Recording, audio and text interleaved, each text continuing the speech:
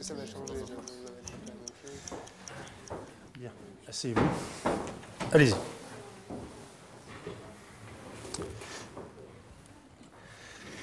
Bien, tout le monde est là. Alors, vous vous levez, s'il vous plaît, Kevin, Ahmed et Sonia. Vos parents sont là, je vais vérifier. Tes parents, Kevin? Ils sont pas là. Pourquoi sont-ils pas là? Parce qu'ils ont été touchés par la citation, pourquoi sont-ils pas là? Je leur ai dit de pas venir. Pardon? Je leur ai dit de pas venir. Ça regarde Tu as que dit moi. à tes parents de ne pas venir. Oui, exactement. Et ils t'ont obéi. Ils m'ont pas obéi, ils ont respecté ma décision. Oui, ça revient à dire que c'est toi qui as décidé. D'accord. Ok, on en tirera les conséquences. Sonia, tes parents sont là? Ma mère. Je crois que ta mère est là. Elle habite là et son mari est toujours en vadrouille, je suppose, sur les routes, hein, toujours routier. Ahmed, tes parents? Ma mère est là. Ta mère est là, madame est là. Merci. Asseyez-vous. Bien, Michael est là et le père. Ah non, vous tous les trois, vous vous levez. Ne vous asseyez pas.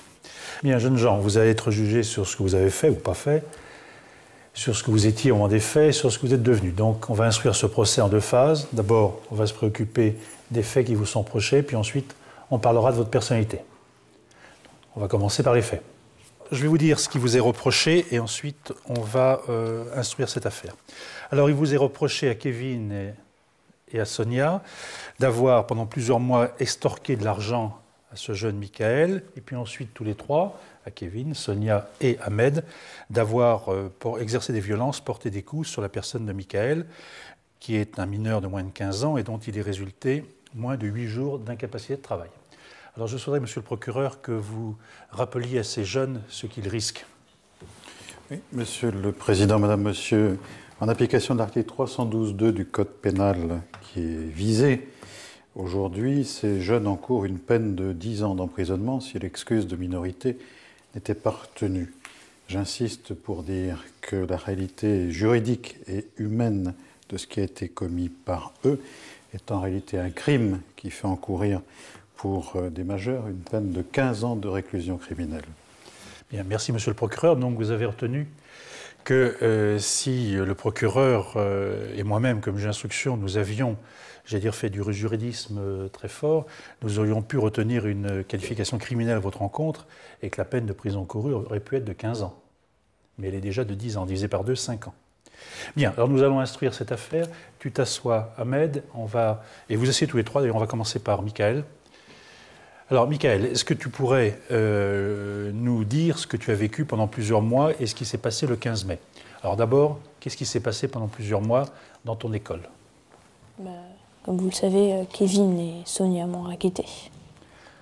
Alors, qui t'a racketté très, très précisément? C'est Kevin ou c'est Sonia ou ce sont les deux ensemble? Ce sont les deux ensemble. Ils étaient là à tous les coups? Oui. Alors, raconte-nous comment ça a commencé. Je te rappelle que je ne te fais pas prêter serment parce que tu as moins de 16 ans, et deuxièmement parce que tu es victime, mais tu dois dire toute la vérité, tu sais que sur certains points, il pourra y avoir des contestations. Alors, raconte-nous précisément comment ça a commencé, cette histoire. En fait, ça a commencé il y a plusieurs mois, et c'est Kevin qui m'a demandé de l'argent avec Sonia. Il était accompagné de Sonia. Alors, il est venu comment? Il a fait pression sur toi? Non, ou il t'a dit, est-ce que tu ne pourrais pas me prêter de l'argent? Voilà, il m'a demandé s'il ne pouvait pas me prêter de l'argent, donc moi j'ai accepté. C'est précisément... Alors tu lui as prêté? Oui, je lui ai prêté. Tu lui as prêté combien? À peu près 10 €. Une fois? Plusieurs fois? Une fois, je lui ai prêté. Et quand je lui ai redemandé le lendemain, premièrement, il n'a pas voulu me les rendre. Et deuxièmement, il m'a donné un coup de poing à la figure. Donc, au bout de la deuxième fois, de la troisième fois, tu as vu que c'était plus de l'emprunt, c'était... Oui, en fait, la pression qui était faite sur toi. Est-ce qu'ils t'ont... Soit l'un, soit l'autre, soit les deux, est-ce qu'ils t'ont menacé ou est-ce qu'ils t'ont fait craindre quelque chose? Oui. Ils t'ont dit quelque chose? Ils t'ont dit, par exemple, on va te frapper? Ou est-ce que c'est leur attitude qui a été menaçante? Les deux, ils m'ont dit qu'ils allaient me frapper si je disais quoi que ce soit à mes parents ou à mes amis ou à mes professeurs ou à tout le monde. D'accord. Est-ce que dans tous les cas, ils étaient tous les deux ensemble?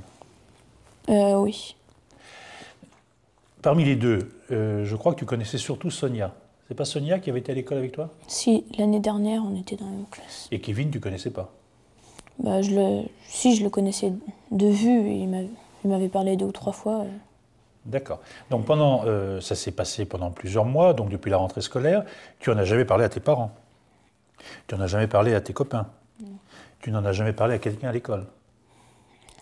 Est-ce qu'on peut dire que tu n'en as jamais parlé à quelqu'un, soit tes parents, soit des enseignants, soit des copains, parce que tu avais peur? Oui. Ok. Alors, qu'est-ce qui s'est passé le 15 mai? Puisque le 15 mai, ça a dégénéré. Oui. Alors, raconte-nous un petit peu ce qui s'est passé ce jour-là. En fait, 8 jours avant, je leur avais dit que je voulais plus leur prêter d'argent. Et il s'est rien passé donc pendant 8 jours. Là, tu leur as dit que tu ne voulais plus leur donner de l'argent parce que c'était plus un prêt. Tu avais compris depuis longtemps que c'était plus un prêt. Hein. Donc tu ne voulais plus leur donner de l'argent. Alors? Je me suis enfui en courant après et puis j'ai cru que ça s'était calmé parce que je les ai plus re-rencontrés dans les 8 jours suivants. Mais 8 jours après, donc, et je les ai rencontrés. Tu les as rencontrés où ça? À l'école? Ça se passait à l'école ou ça se passait en dehors de l'école? Ça se passait en dehors de l'école d'habitude et donc ce jour-là, ça s'est passé dans l'école. Dans l'école? Ils m'ont attrapé par derrière. Et il y avait des gens qui étaient là? Il y avait des témoins ou des copains à toi ou des professeurs ou des surveillants Non, il n'y avait personne. Donc ils ont fait ça au grand jour, sans rien craindre. Ils t'ont pas embarqué dans un coin, non? Si, ils m'ont traîné dans un coin et ils m'ont frappé. Alors quand ils t'ont frappé, alors d'abord ils étaient combien? 3. 3. Mais tu as dit à la police, et puis tu as dit devant moi quand j'ai instruit cette affaire, qu'en fait ils étaient 4. Il y en avait un quatrième, mais je l'ai pas qui faisait le... Pardon? Je ne l'ai pas très bien vu, le quatrième. Tu ne l'as pas bien vu. Mais il y en avait un quatrième qui faisait le guet. On sait que c'est Nicolas, le frère de Kevin, qui a fait l'objet d'une prise en charge par le procureur de la République. Alors, 3 t'ont agressé concrètement. Hein? Oui. Alors, est-ce que ce sont bien ces 3-là qui t'ont agressé? Kevin, c'est sûr, Sonia, c'est sûr, et Ahmed aussi. Donc, tu es sûr que ce sont bien ces 3-là? Pas de problème pour toi? Parce que tu sais que tu as un peu hésité. Devant les policiers, tu as mis très concrètement Ahmed dans le bain en disant que c'était l'un des 3 agresseurs. Et tu disais que la personne qui t'avait agressé était plutôt beurre, avec un accent très prononcé. Et puis après, lorsque je t'ai entendu et réentendu dans l'instruction, tu étais un petit peu moins précis. Aujourd'hui, tu dirais quoi? Tu dirais que tu es sûr que c'est Ahmed? Non, j'en suis pas sûre à 100%. Hésites? J'hésite et j'en suis pas sûre. Tu hésites et tu n'es pas très sûr. Non. Mais tu dirais que c'est plutôt lui ou vraiment tu doutes beaucoup? Je sais plus. Parce que tu étais très sûr de toi devant les policiers. Alors je voudrais te poser une question quand même. Tu sais qu'ils ont été placés sous contrôle judiciaire, ils n'avaient pas le droit de te rencontrer pendant toute la phase d'instruction. Est-ce qu'ils ont tenté de te voir? Est-ce qu'ils t'ont vu? Non. Aucune pression n'a été exercée sur toi pendant toute cette période? Non. D'accord? Voilà. Est-ce que tu as autre chose à... Alors, attends, j'ai oublié un détail important. Donc, ils t'ont agressé, ils t'ont frappé. Qui a commencé à te frapper? Comme je vous l'ai dit, Kevin, la première fois, m'a donné un coup de poing quand je lui ai redemandé de me prêter mon argent, mais sinon, ils étaient toujours tous les deux avec Sonia. Est-ce que Sonia... Non, je parle de l'agression du 15 mai. Oui. Le 15 mai, Kevin t'a frappé. C'est lui qui a commencé à te frapper? Ou c'est non. Sonia? En fait, Sonia, je sais pas, je l'ai pas trop vue me frapper. J'ai surtout vu Kevin et donc, je crois, une autre personne. Et peut-être Alors, je vais essayer de résumer ce que tu dis pour vérifier si j'ai bien compris. Tu dis que le 15 mai, à coup sûr, Kevin t'a frappé. Oui. Que Sonia t'a certainement frappé, mais tu as plus un grand souvenir de ce qui s'est passé. Et tu dis qu'il y avait un 3e personnage.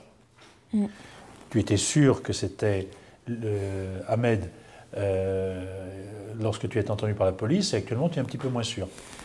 Un détail quand même. Ahmed, tu le connais d'où? Tu le connaissais?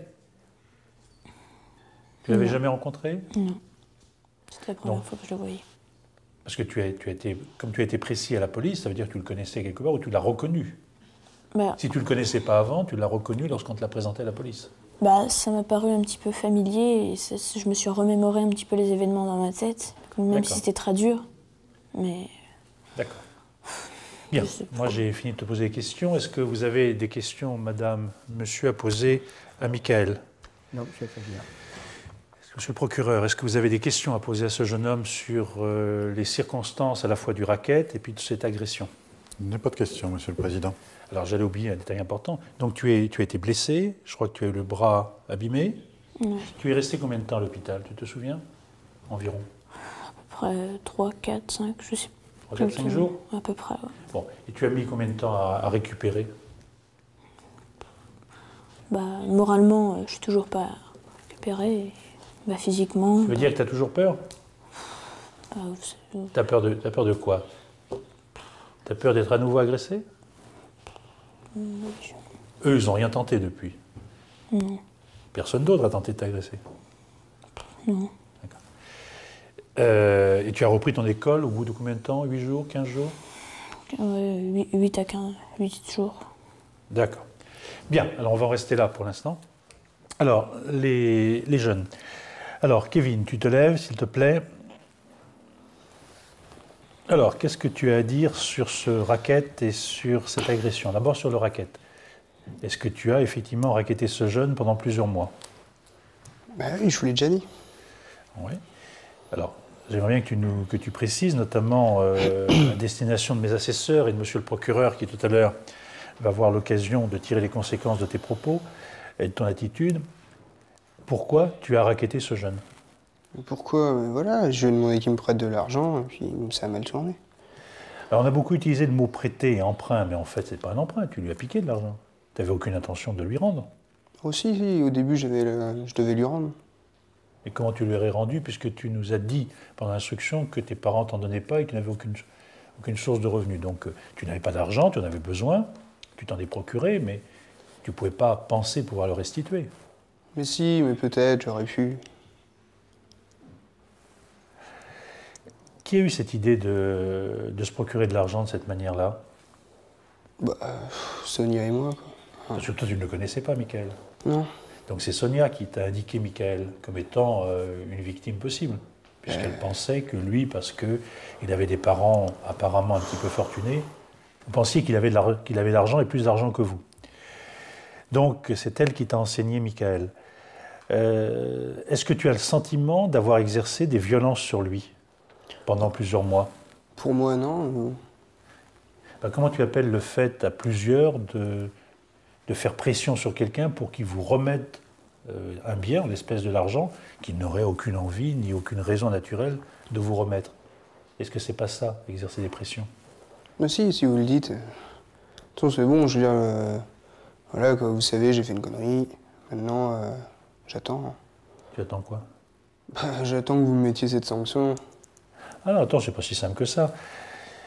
D'abord, il faut vérifier exactement ce que tu as fait, quelle conscience tu as de ce que tu as fait, quelle idée maintenant tu t'en fais. Est-ce qu'effectivement, tu as conscience d'avoir fait une bêtise et sous-entendu, tu ne recommenceras pas? C'est pas si simple que ça. Le tribunal ni le procureur ne sont pas des machines à distribuer des peines.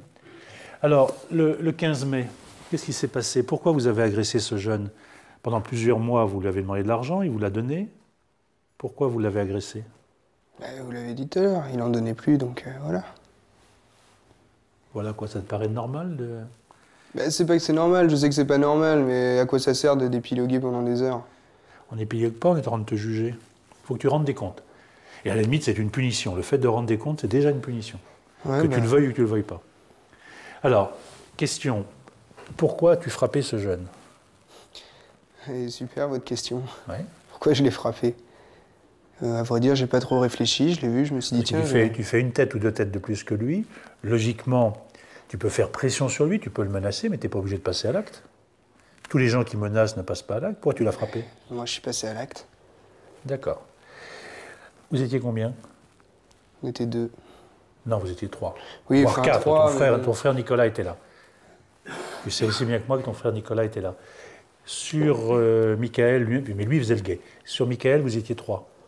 Oui, c'est ça, on était 3, mais Alors, comme je vous l'ai déjà dit. Sonia, tu as dit à l'instruction devant moi que Sonia tapait pas mal. Elle t'a même fait peur d'ailleurs. Je ne sais plus la formule que tu as prononcée ce jour-là, lorsque je t'ai entendu, mais tu as eu peur de la violence de Sonia sur J'ai Michael. pas dit que j'avais eu peur de la violence de Sonia, j'ai juste dit que voilà, c'est limite si elle avait pas pris son pied, elle frappait. T'as pas utilisé l'expression avoir pris son pied, mais enfin, moi j'ai retenu que tu avais eu peur. Alors, il y en avait un troisième qui était avec vous. Qui était ce troisième homme? Ou cette Oui. troisième femme. Je l'ai déjà dit, j'ai rien à dire sur le troisième. C'est tout.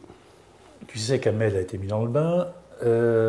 Est-ce que tu pourrais dire aujourd'hui qu'Ahmed n'était pas le troisième homme? Je vous l'ai déjà dit, j'ai rien à dire là-dessus. Pourquoi tu ne veux pas exclure que ce soit Ahmed? Ni tu l'accuses, ni tu l'innocentes. C'est surprenant pour le tribunal. Oui, mais c'est plus mon problème, ça. C'est ton problème. C'est peut-être, comme vous dites, mon problème, mais à vrai Non, dire... c'est une question. Non, mais c'est non, ton justement, je m'en fous. Je comprends très bien que tu ne dises pas qu'il était là. Mais alors, Mais tu devrais pouvoir dire s'il n'était pas là, qu'il n'était pas. Parce qu'en ne disant pas ça, tu l'enfonces littéralement. Tu le couvres. Alors pourquoi? T'as peur? Qu'est-ce que tu as à lui reprocher? Qu'est-ce qu'il t'a fait? ah, mais je n'ai rien à dire. Ouais, tu vas leur dire que j'étais pas là, ça m'énerve là. Pourquoi tu mens comme ça? Dis-leur que j'étais pas là. Ça m'énerve là. Est-ce que sur la participation de Kevin, madame, monsieur, vous auriez des questions à poser? La partie civile, non? Pas de questions? Monsieur le procureur, vous auriez des questions à poser à ce jeune homme? Pas de questions, Pas de Monsieur questions. le Président. Tu t'assois. Sonia, tu te lèves. Alors explique-nous pourquoi tu as participé à la fois à ce racket et à ces violences. Alors, quelles étaient tes relations avec Kevin à l'époque? Je sais pas, on était bonnes amies.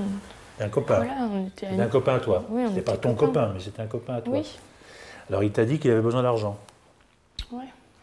Alors, bon, comment ça t'est venu à l'esprit de lui dire, bah, tiens, il y a une solution, on va racketter, ou tu vas racketter Michael? Pourquoi ça t'est venu comme ça à l'esprit? Il y a peut-être d'autres manières de gagner de l'argent. Ouais, mais je sais pas, voilà, je me rappelais de Michael. Il m'avait dit que ses parents leur passaient beaucoup d'argent. Voilà, c'est tout. D'accord. C'est tout. Enfin, ça paraît, à vous écouter l'un l'autre, ça paraît normal qu'on a besoin d'argent, on va le prendre là où il est, et éventuellement on va forcer les gens.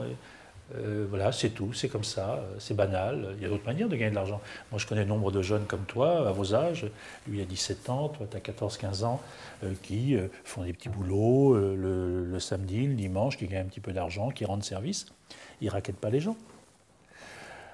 Ok, donc toi, pour la première idée qui te soit venue, c'est de dire à ton copain, tiens, il y a une solution, on va racketter. Alors justement, pourquoi toi tu y as participé? Parce que tu aurais très bien pu lui dire, je te dis ce qu'il faut faire, mais pourquoi tu y participes toi?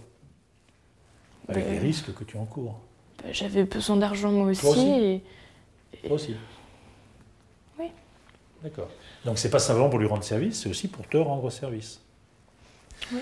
Quand Michael dit que pendant plusieurs mois, vous lui avez demandé une dizaine de fois une dizaine d'euros, c'est vrai? Ouais, peut-être approximativement. Enfin, tu ne le contestes pas. Je ne sais pas si c'est 8, 9 ou 10 fois, mais tu ne le contestes pas. Alors le 15 mai, pourquoi vous en êtes pris à lui? Et toi, pourquoi tu as participé à cette agression?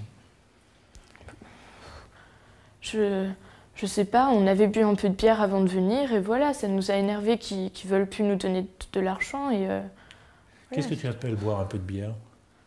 C'est une canette, 2 canettes, un pack? je sais pas, 3 ou 4 canettes. Tu sais pas grand-chose. Hein. Toutes tes phrases commencent par « je sais pas ». Qu'est-ce que tu as dit alors? Une canette, 2 canettes? 3 ou 4 canettes. D'accord. Et vous buviez souvent de la bière? Non, ça nous arrive de temps en temps, mais non, c'est... La bière à 14, 15, 16 ans, c'est surprenant. Est-ce que tu dirais que vous étiez sous ou bien parti? Non? Non. Tu ne te réfugies pas derrière la bière pour dire c'est une excuse. Non. Alors il paraît que d'après Kevin, tu as frappé sévèrement Michael. Michael ne s'en souvient plus. Qu'est-ce que tu aurais à dire? Il dit même que tu as pris ton pied. Que quelque part, tu as pris donc du plaisir à frapper. Ça paraît surprenant pour une jeune fille comme toi qui paraît tout à fait sympathique. Je vous dis que j'avais bu un peu de bière, je savais plus trop ce que j'étais en train de faire, donc voilà. Et... Attends, tourne pas autour du pot. Est-ce que tu admets avoir frappé Michael? Oui. Tu as déjà été amené à frapper des gens, à te bagarrer avec des gens? Non. Alors pourquoi ce jour-là, la première fois? J'en sais rien. T'en sais rien. Là encore, tu sais pas. Qu'est-ce que t'en penses, toi, finalement, de tout ça? De l'attitude que tu as eue sur l'ensemble de cette séquence, là, pendant plusieurs mois, puis finalement, le 15 mai. T'en penses quoi? Non, mais je regrette ce que j'ai fait. Alors, autre question pour en terminer. Le 15 mai, vous étiez donc 3 plus Nicolas qui faisait le guet. Tu as dit à la police, et même devant moi pendant l'instruction, que le 3e était Ahmed. Aujourd'hui, tu nous dis quoi? Et après, tu es revenu sur ta déclaration. C'était pas Ahmed. Alors pourquoi, d'abord, nous as-tu dit que c'était Ahmed la première fois? Parce que j'ai voulu me venger, mais c'était pas lui. Tu as voulu te venger de quoi? Parce que il y a quelques mois, on était sortis ensemble et il m'a largué comme ça et j'avais pas compris et j'ai voulu me venger. C'est une vengeance en lui faisant risquer 5 ans de prison. C'est quand même une sacrée vengeance. C'est pas très sympathique quand même. Tu donnes des idées de mauvais coups à tes copains, tu y participes, tu agresses, et en plus tu essaies de faire plonger ton ancien petit copain, tout ça par dépit. Tu commences sur des bases élevées quand même. Hein. C'est pas très amusant, c'est pas une belle image de toi que tu veux donner. Donc tu dis c'est par vengeance.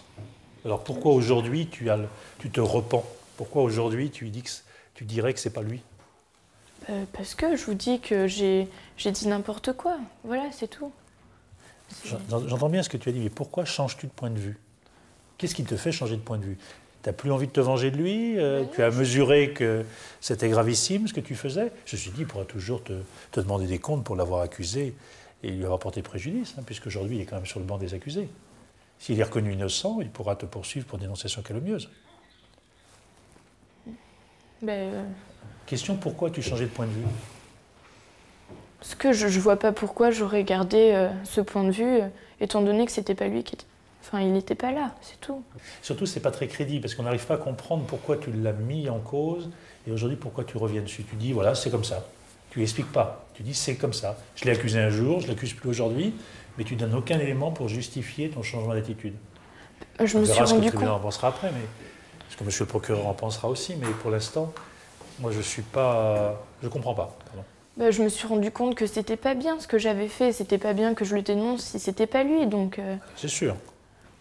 C'est sûr. Bien. Est-ce que vous auriez des questions à poser à cette jeune fille, madame?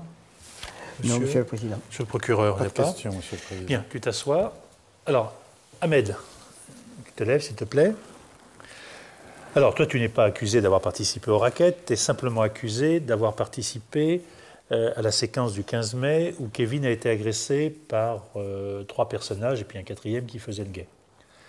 Alors, est-ce que tu reconnais l'avoir agressé ou est-ce que tu maintiens que tu ne l'as pas agressé? Ouais, je maintiens, c'est pas moi.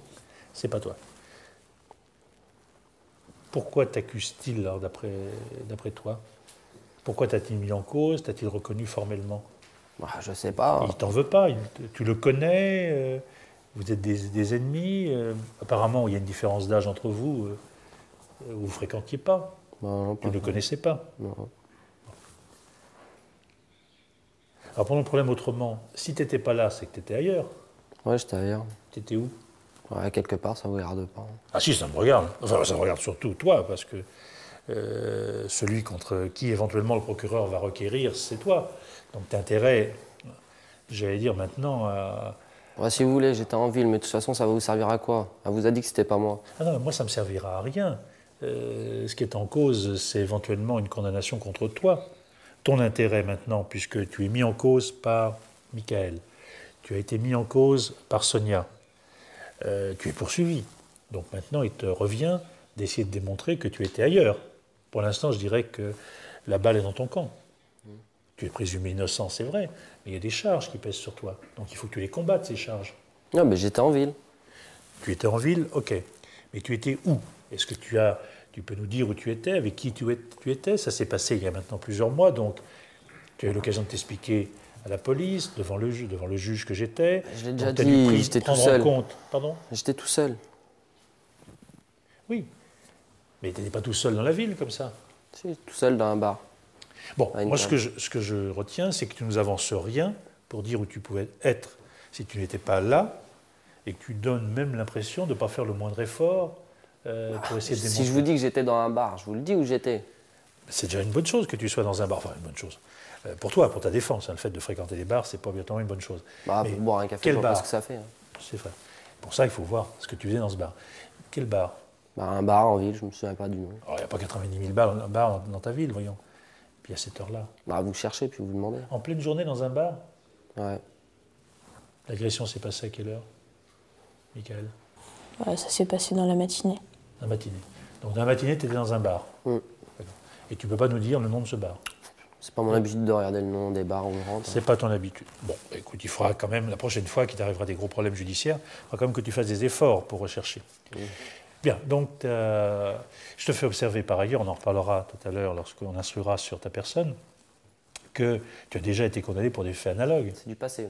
C'est du passé, mais du passé qui peut aussi éclairer... Ah, mais je me suis arrangé depuis. Hein. Tu t'es arrangé depuis. Bah, Donc je vois pas à quoi ça me servirait de faire ça. Non, mais toi qui as un peu l'habitude de la justice, et puis tu vois les risques que tu peux encourir, c'est important pour toi d'apporter des éléments permettant de te disculper. Tu ne les apportes pas aujourd'hui. Après plusieurs mois Je d'instruction. vois pas quoi vous dire. Tu ne vois rien. Bien, moi je n'ai pas d'autres questions à te poser. Madame, vous aurez des questions? Monsieur, vous voudriez poser une question? Oui, moi je voudrais poser une question à Ahmed. Je m'étonne que pendant les 3 ou 4 mois d'instruction, tu n'aies pas fait l'impossible avec ton défenseur pour essayer de trouver ce bar dont tu nous dis maintenant que tu ne sais plus où il est. C'est quand même un peu curieux, ça, non? C'est curieux, non? Pourquoi C'est pas n'y as-tu curieux. pas fait? Ah, c'est un bar, c'est tout. Je me souviens plus du nom. Point final. Hein. De toute façon, j'ai rien besoin d'autre de dire. Vous n'êtes pas meilleur que moi, monsieur l'assesseur, pour le faire parler. Monsieur le procureur de la République, vous auriez des questions à poser à ce jeune? Je n'ai pas de questions à poser à ce jeune, Monsieur le Président. Alors, assieds-toi, Ahmed. Bien, alors, on vient de voir ce qui vous était reproché. Maintenant, on va essayer de s'arrêter quelques instants sur vos personnalités. Alors, Kevin, tu te lèves, s'il te plaît. Alors, je rappelle donc que tu avais 17 ans au moment de ces faits.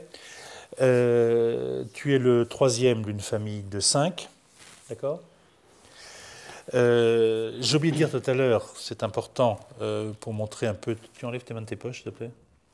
Même pour remonter ton pantalon qui tombe, tu prends des bretelles, mais pas tes mains. Donc,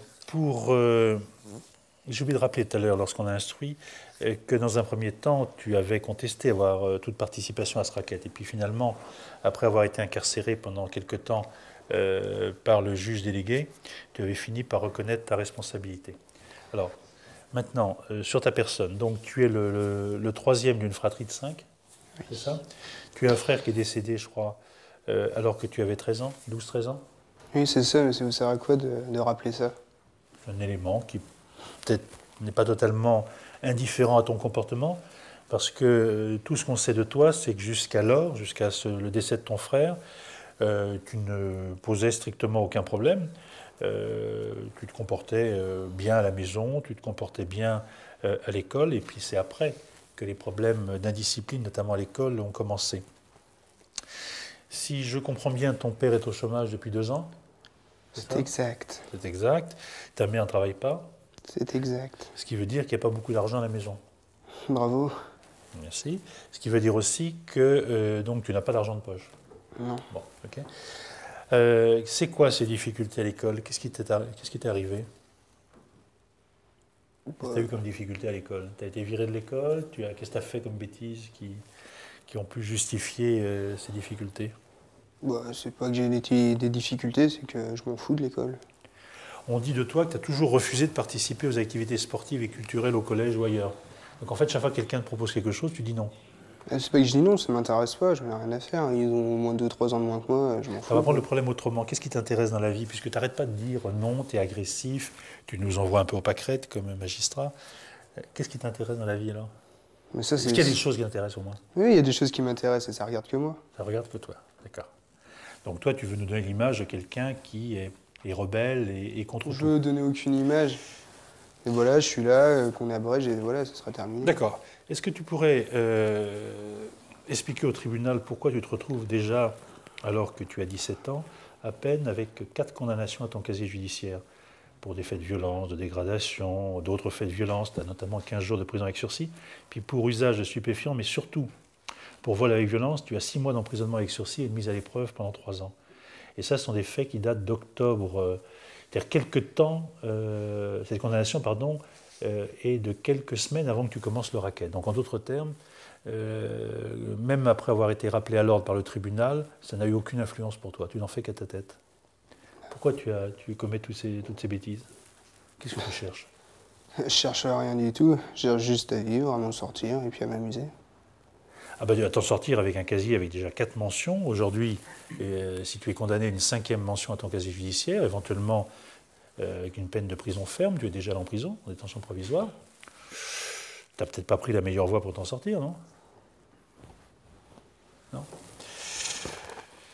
Bien, alors, je rappelle au tribunal que depuis l'âge de 13 ans, donc là c'est toujours en concordance avec le décès de ton frère, tu as eu affaire à un juge pour enfants, tu es suivi par des éducateurs. Il semble même aussi que les rapports avec les éducateurs soient assez difficiles. Hein. Voilà, alors je crois que je vais demander...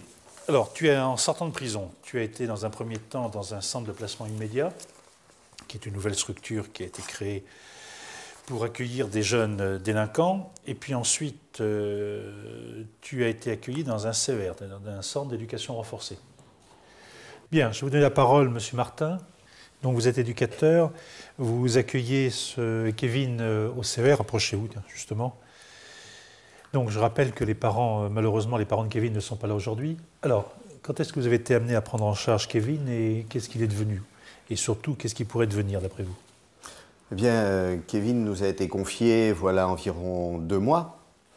Il est arrivé très opposant, très rebelle, refusant de participer à quelque activité que ce soit.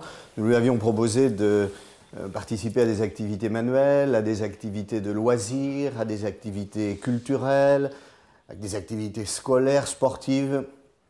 Non, Kevin passait ses journées la tête sous le casque de son Walkman, refusant d'établir la communication, que ce soit avec les adultes ou avec les autres jeunes, avec lesquels il pouvait se montrer agressif, voire même violent, s'il se sentait menacé.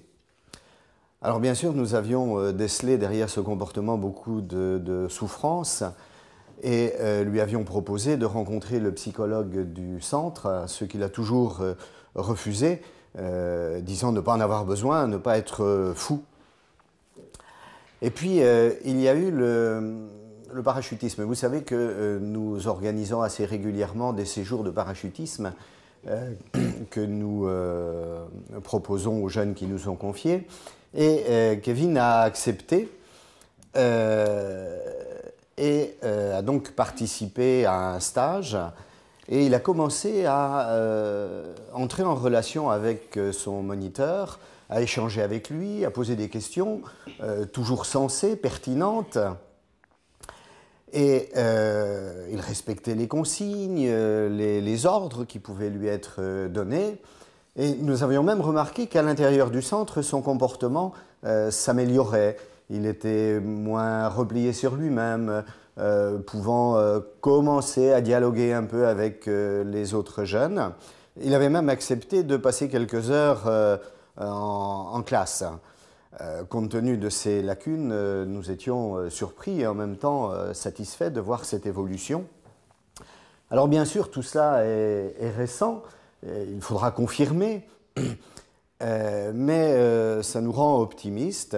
Et nous sommes prêts au centre éducatif à parier que si vous nous laissez du temps et que si Kevin peut rester encore au centre pendant une certaine période, nous pourrons l'aider à faire émerger ses capacités, ses potentialités, ce qu'il n'a pas su ou pas pu faire jusqu'à présent. Nous pensons, enfin nous espérons, pouvoir l'aider à avoir de meilleures relations avec les autres et à vivre mieux et à dépasser peut-être cette souffrance et cette violence qui l'amène aujourd'hui devant vous. Merci. 2 questions de ma part. Puis on verra si les assesseurs et monsieur le procureur ont des questions aussi à vous poser. La première, c'est que vous avez parlé de la souffrance de ce jeune que vous avez perçu, qui était visible sans aucune difficulté pour vous. Comment vous analyseriez cette souffrance? Souffrance par rapport à quoi? On a un garçon qui est dans une famille équilibrée, qui n'a pas eu de problème jusqu'à 12-13 ans, qui a perdu son frère. Il conteste que la mort de son frère ait eu une quelconque influence sur sa situation. Pourtant, dans la chronologie, ça semble être le cas. Quelles sont ces souffrances dont vous parliez? Nous ne savons pas très bien où s'originent les difficultés de cet adolescent. On peut s'interroger quand même par rapport à l'attitude de ses parents qui sont absents aujourd'hui. Vous n'avez jamais été en relation avec eux? Non, nous n'avons Ils n'ont jamais jamais essayé de prendre contact avec vous? été en relation avec eux. Ils non. ont cherché à joindre leur fils pendant le séjour? Non, ils n'ont pas Il faudrait que cherché. vous rappeliez au tribunal que pendant que ce jeune est avec vous, il a des relations relativement limitées avec le quartier, son quartier, sa famille. Il ne revient pas chez lui. Oui, Donc il y a une coupure. Oui. Coupure qui a été recherchée. Hein. Absolument. Mais il n'y a pas impossibilité de relation. Les parents peuvent téléphoner, écrire, venir. Absolument. Nous espérons même pouvoir les rencontrer assez prochainement, mais jusqu'à présent, ils ne se sont pas manifestés. D'accord. Deuxième question. Il y a une apparente contradiction entre ce que vous décrivez dans la dernière période de Kevin, donc un garçon qui, à partir de ses activités à risque, a fini par dépasser les difficultés qu'il rencontrait, et puis aujourd'hui l'attitude provocatrice qu'il a eue pendant l'audience que vous avez suivie. Hein? Allez vous faire voir, c'est votre problème, c'est pas le mien, enfin j'en passe et des meilleurs. Comment vous expliquez cette apparente contradiction entre ce que vous décrivez comme évolution positive et son comportement aujourd'hui, où il nous le fait au matamor? Oui. Alors, nous l'avons connu également, comme vous l'avez vu aujourd'hui, mais je vous disais que ce garçon avait des capacités, avait des potentialités, et là, il ne les montre pas, et nous pensons que... il les cache même. Il les cache même, oui, sans doute. Mais nous espérons quand même que nous pourrons l'aider à avoir une autre attitude que celle-ci. Et nous savons qu'il peut avoir une autre attitude que celle qu'il vous montre aujourd'hui. Quand vous dites que vous souhaitez pouvoir le prendre en charge, en sachant qu'il y a quand même une limite dans le temps, hein, vous êtes habilité pour 6 mois environ à le prendre en charge, comment vous verriez la reconversion de ce travail positif sur lui-même? C'est-à-dire être bien chez vous, mais pour faire quoi? Vers quoi voudriez-vous l'orienter? Où peut-il s'orienter? Alors, que ce soit bien clair, hein, nous n'en sommes pas à envisager une orientation professionnelle ou scolaire aujourd'hui. Simplement, ce que nous aimerions, c'est bénéficier de ces 6 mois qui lui sont possibles pour qu'il puisse au moins se débarrasser de cette violence qui l'habite et de cette souffrance dont on parlait tout à l'heure. C'est notre objectif premier. Kevin, je ne t'ai pas posé la question tout à l'heure. Qu'est-ce que tu veux faire dans la vie? Je sais déjà, enfin vous ne me l'avez pas posé, mais si je vais répondre pareil que tout à l'heure, ça ne vous regarde pas. Ah bah, tu retombes dans la bassine, là, tu es en train de refaire de la provocation, alors que M. Martin est en train d'essayer de nous dire... C'est pas de la provocation. Ah, si, c'est de la provocation, ça ne vous regarde pas. Si, je te rappellerai ce que je t'ai dit tout à l'heure en entame, tu seras jugé sur ce que tu as fait, sur ce que tu étais et sur ce que tu es devenu. Et la loi nous demande de tenir compte de ce que tu es devenu. Tu as déjà 4 condamnations au casier, tu vas en avoir une 5e. Est-ce que tu es destiné à devenir un délinquant? Et nous devons tout faire pour que ça ne soit pas le cas. Alors ça m'intéresse, moi, ce que tu vas devenir. Ça nous intéresse. Puis le procureur, alors encore plus. Question, qu'est-ce que tu as envie de faire maintenant? Et tu arrêtes de faire de la provoque. Vous voulez vraiment savoir? Ben voilà, j'ai envie de voyager. Ouais, puis il raconte n'importe quoi. Mais voilà, mais il faudrait savoir ce que vous voulez. Je vous dis ce que je veux faire et maintenant... Ça sort d'où, cette idée de voyager? Voyager, pourquoi faire? Tu vas vivre de tes voyages?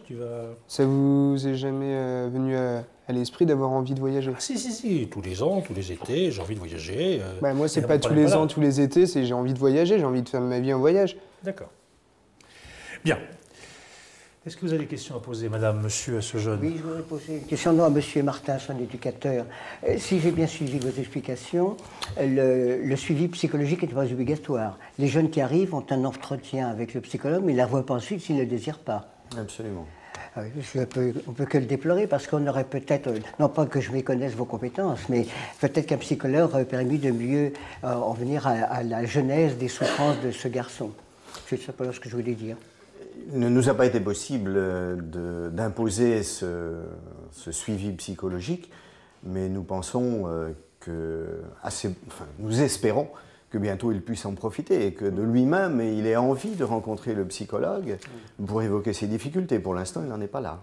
Oui, parce que nous savons bien que s'il n'y a pas de démarche du sujet, la psychothérapie a peu de chances d'aboutir. Merci, monsieur Martin, pour cette... Il faut dire qu'il est depuis très peu de temps chez vous, 2 mois. 2 mois. 2 mois, 3 mois. Il a passé 2 mois au CPI, 2 mois chez vous, et il y a encore effectivement une possibilité de 4 mois.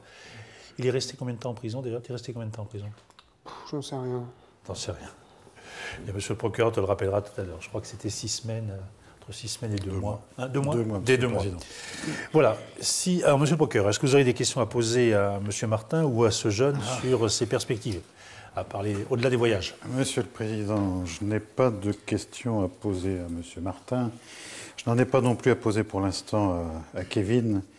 Mais je voudrais dire combien, en tant que représentant du ministère public, je suis offusqué par le comportement de ce jeune qui vient là en touriste, les mains dans les poches, apparemment peu préoccupé du sort judiciaire qui va être le sien à la fin de cette audience.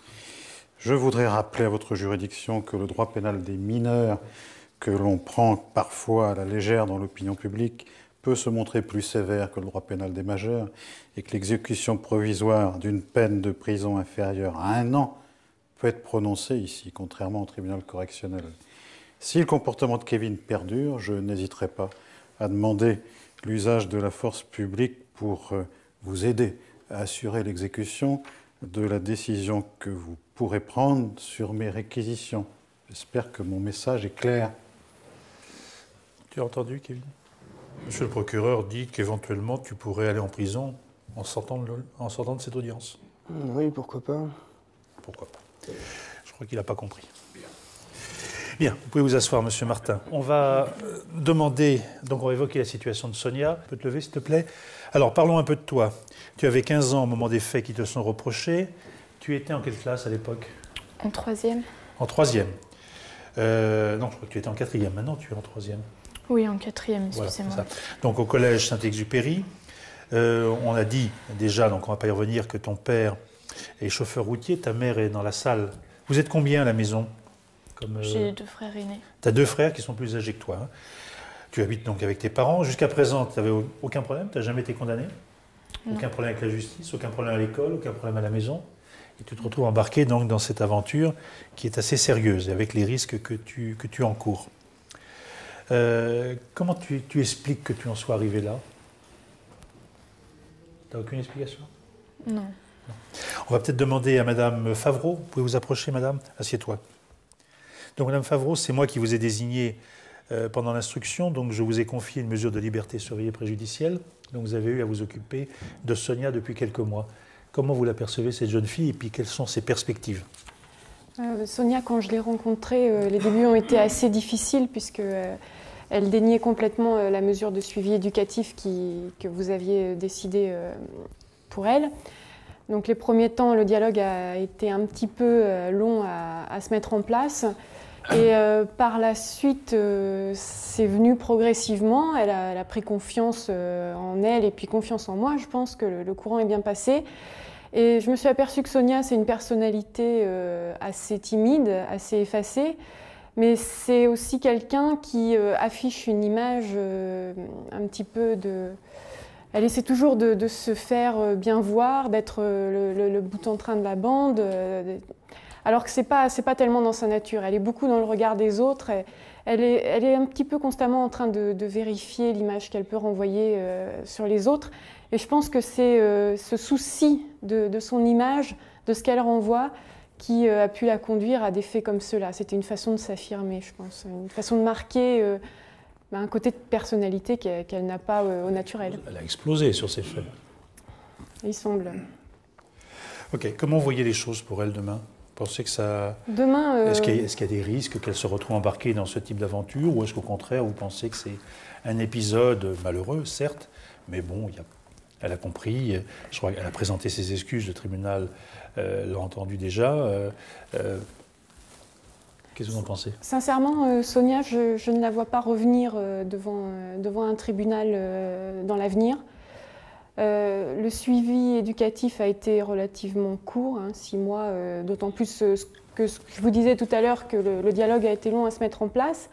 Mais on a constaté un véritable progrès, une évolution dans son comportement. Elle a beaucoup mûri, elle a beaucoup réfléchi, on a beaucoup parlé. Et je pense qu'elle a compris ce qu'elle a fait, elle a su en mesurer toutes les conséquences, aussi bien pour elle-même que pour Michael. Est-ce que vous diriez qu'actuellement, elle est sous l'autorité de sa famille? On sait que son père est absent physiquement, souvent. Oui. Ça ne veut pas dire qu'il n'existe pas dans la maison, mais il est souvent absent. Est-ce qu'elle respecte son père? Est-ce qu'elle respecte l'autorité de sa mère? dans ce que vous avez pu voir? Je dirais qu'elle est revenue sous l'autorité de sa famille. Elle s'en était un peu échappée. Sonia, c'est la petite dernière. Elle vous a dit qu'elle avait 2 frères aînés.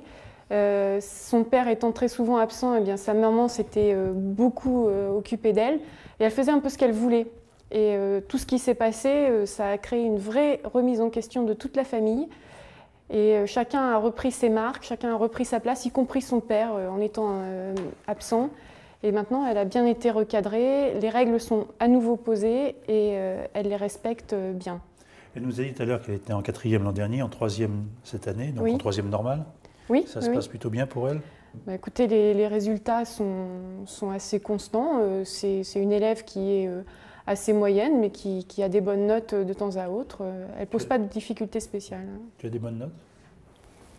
J'arrive à me débrouiller, oui. Ma dernière note a été 16 en éducation civique. En éducation civique. Je pense que le procureur va être sensible au fait que tu aies eu 16 en éducation civique. C'était quoi le sujet? La citoyenneté. La citoyenneté. Donc tu as appris dans la citoyenneté qu'il ne fallait pas frapper ton prochain, qu'il fallait le respecter, qu'il fallait gagner honnêtement son argent. C'est ça? Je crois que le procureur sera sensible à ton 16 en éducation civique. Pour être plus sérieux, qu'est-ce que tu as comme projet dans l'avenir? Tu as des idées de ce que tu as envie de faire? Tu veux poursuivre tes études? Tu veux travailler? Oui, je veux poursuivre mes études. Et vers quoi, tu sais? Tu n'es pas obligé de savoir. À ton âge, beaucoup de jeunes ne savent pas. Je ne sais pas du tout. Tu ne sais pas. Ok.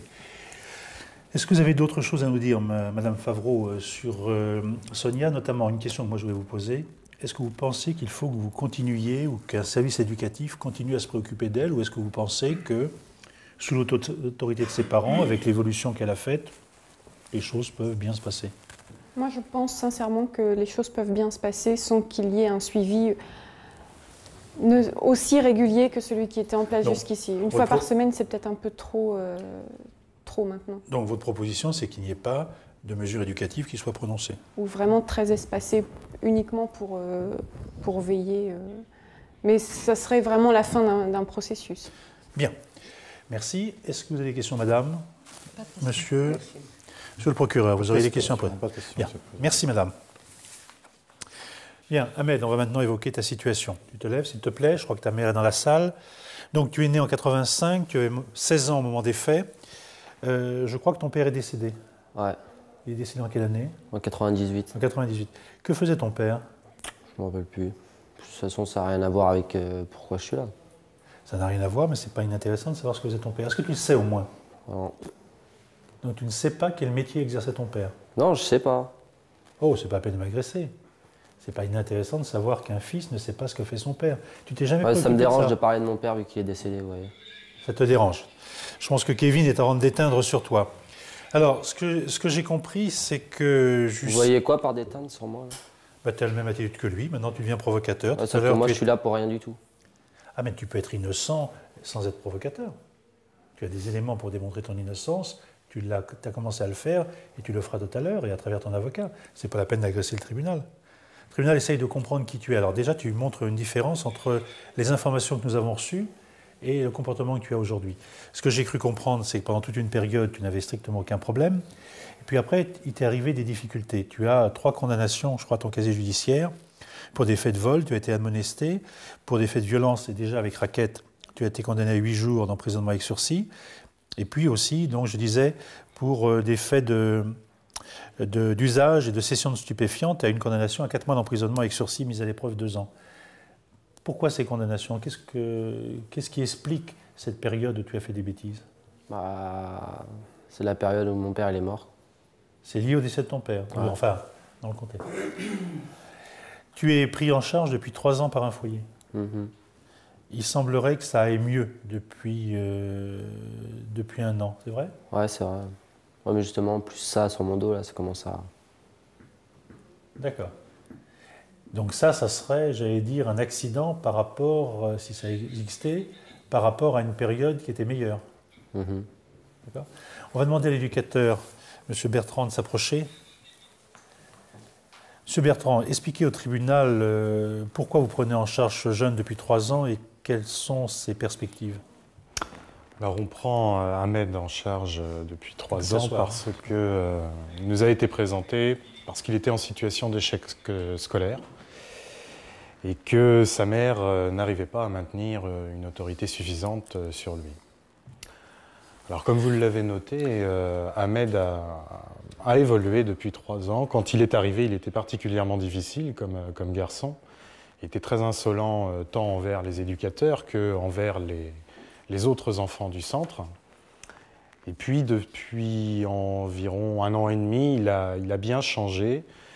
On l'a vu au travers de ses résultats scolaires qui se sont nettement améliorés. Jusqu'ici, l'école, pour lui, c'était quelque chose de totalement subalterne. Il ne rendait jamais ses copies, il était agressif envers ses professeurs. Et aujourd'hui, il semble un petit peu s'intéresser aux études. Et puis surtout, quelque chose qui est très positif pour lui, c'est nous l'avons amené à s'inscrire dans un club de judo. Et il s'est littéralement passionné pour ce sport. Et je crois que ça lui fait beaucoup de bien de pratiquer ce sport, car c'est un sport qui l'oblige à respecter un certain nombre de règles et qui en même temps lui permet de se dépenser physiquement, car c'est un garçon qui a un réel besoin de se dépenser, de libérer une grosse dose d'agressivité qu'il a. Vous savez que ce garçon est poursuivi pour avoir agressé Michael, Oui. le jeune homme qui est derrière vous. Est-ce que ça correspond au garçon que vous connaissez depuis, dans son comportement depuis 1 an et demi? Ça voudrait dire qu'il aurait rechuté. Ça pourrait s'analyser comme ça correspond tout à fait à l'image de Ahmed quand il est arrivé au centre. Par contre, ça ne correspond pas du tout à l'image qu'il renvoie de lui aujourd'hui. C'est à l'intérieur du centre quelqu'un qui désormais est beaucoup plus patient, beaucoup plus à l'écoute des autres. Et nous pensions réellement qu'il avait terminé cette phase de violence envers ses autres camarades. Qu'est-ce que vous auriez ou qu'est-ce que vous avez comme perspective pour lui? Vous voyez quoi faire dans sa vie? Qu'est-ce que vous pouvez lui proposer? Alors on a un petit peu discuté de son avenir professionnel parce que il commence à être assez âgé et la question devient forcément d'actualité. Il a manifesté le désir de trouver une activité professionnelle dans le domaine du sport au travers de l'aide aux jeunes, notamment dans le domaine de l'éducation en général. Ça vous paraît crédible?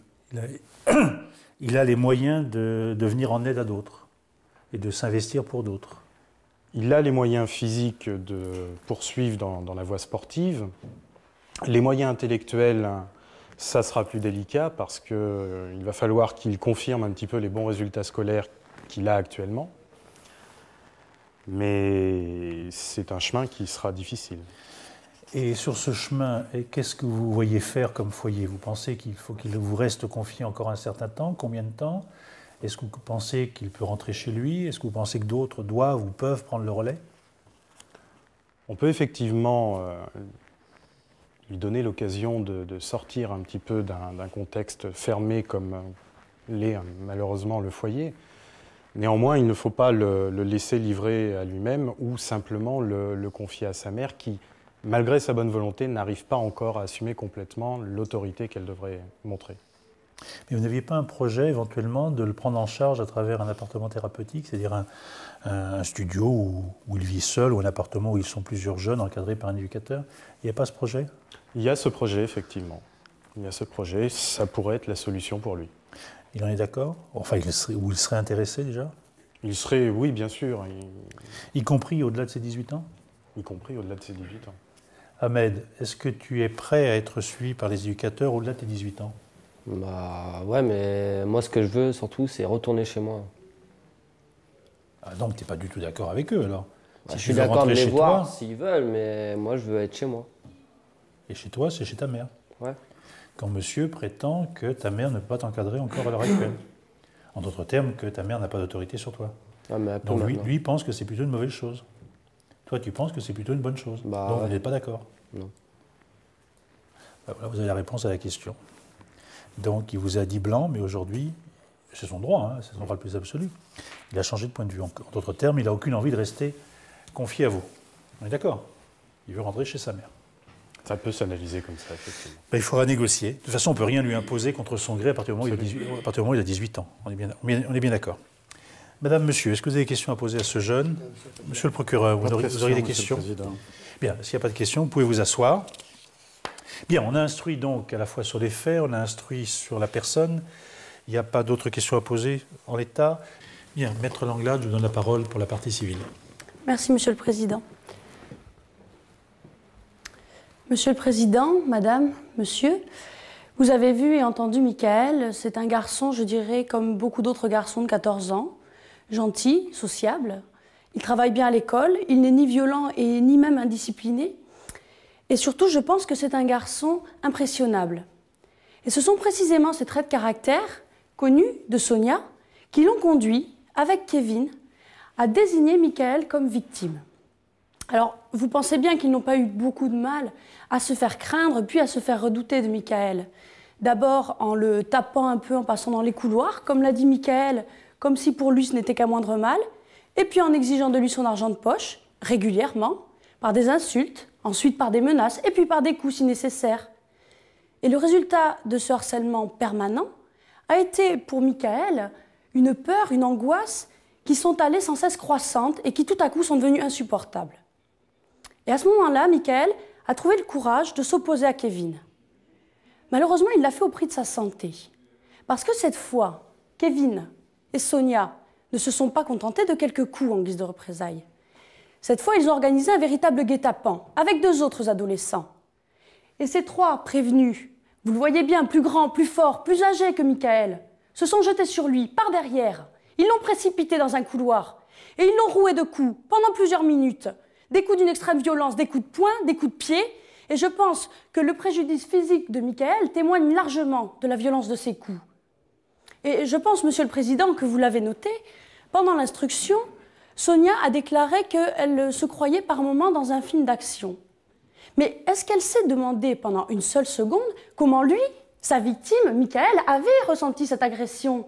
Parce que pour lui, elle était réelle. Il a ressenti les coups, il a ressenti la douleur physique, et puis il a ressenti aussi la panique, l'angoisse, l'impression d'être pris au piège, et puis l'impuissance devant une telle violence, parce qu'il ne pouvait rien faire pour se défendre, bien évidemment. Alors, bien sûr, ce préjudice physique est très important.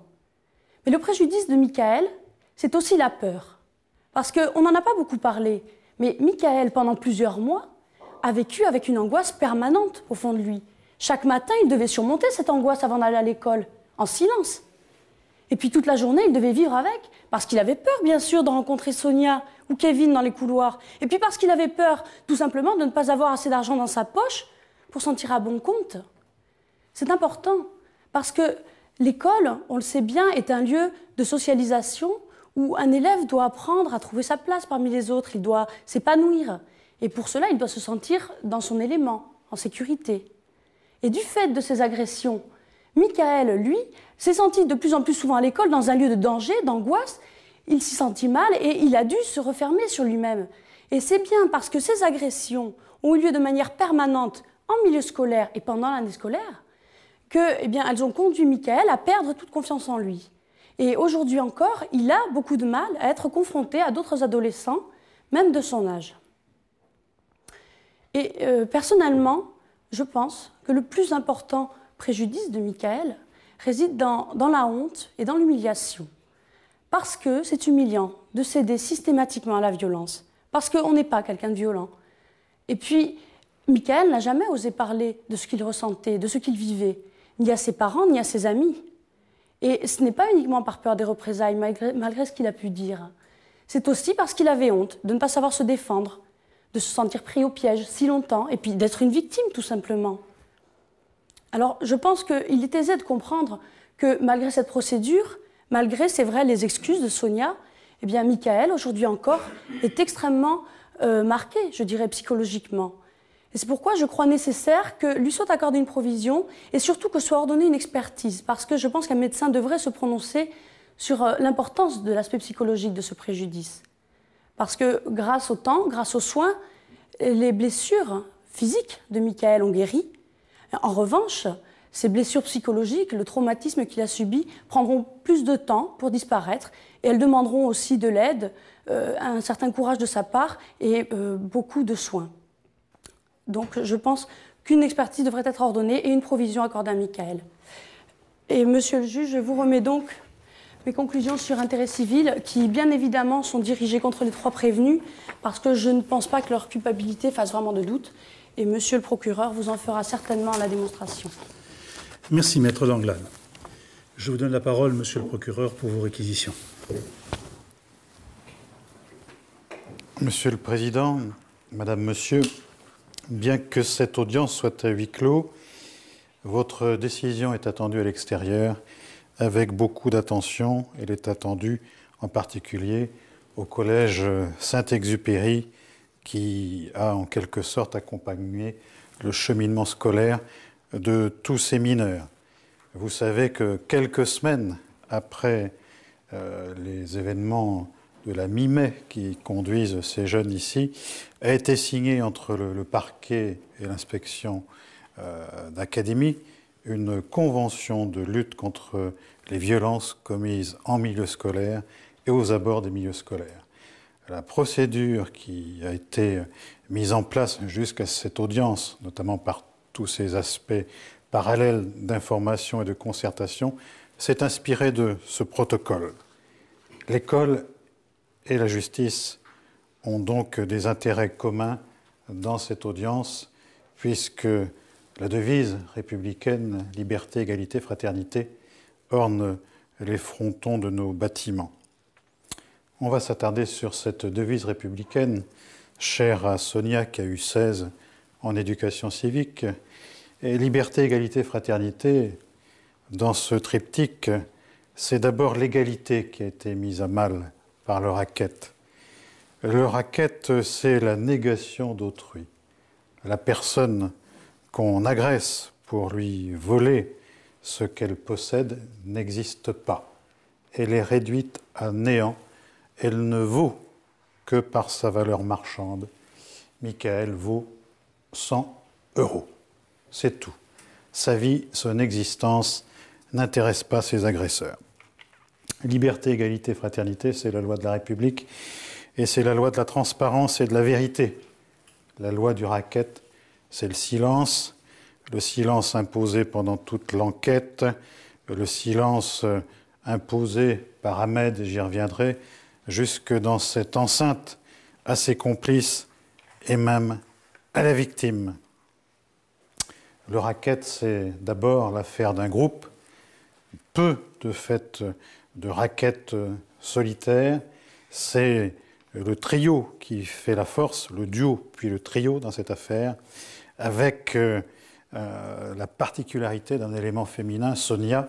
Alors Sonia, à la fois l'égérie de ce groupe, chef de bande, inspiratrice, ou bien la fille qu'il faut séduire par une démonstration musculaire, la fille de bonne famille qui veut se griser par une aventure qui la sort de sa vie habituelle.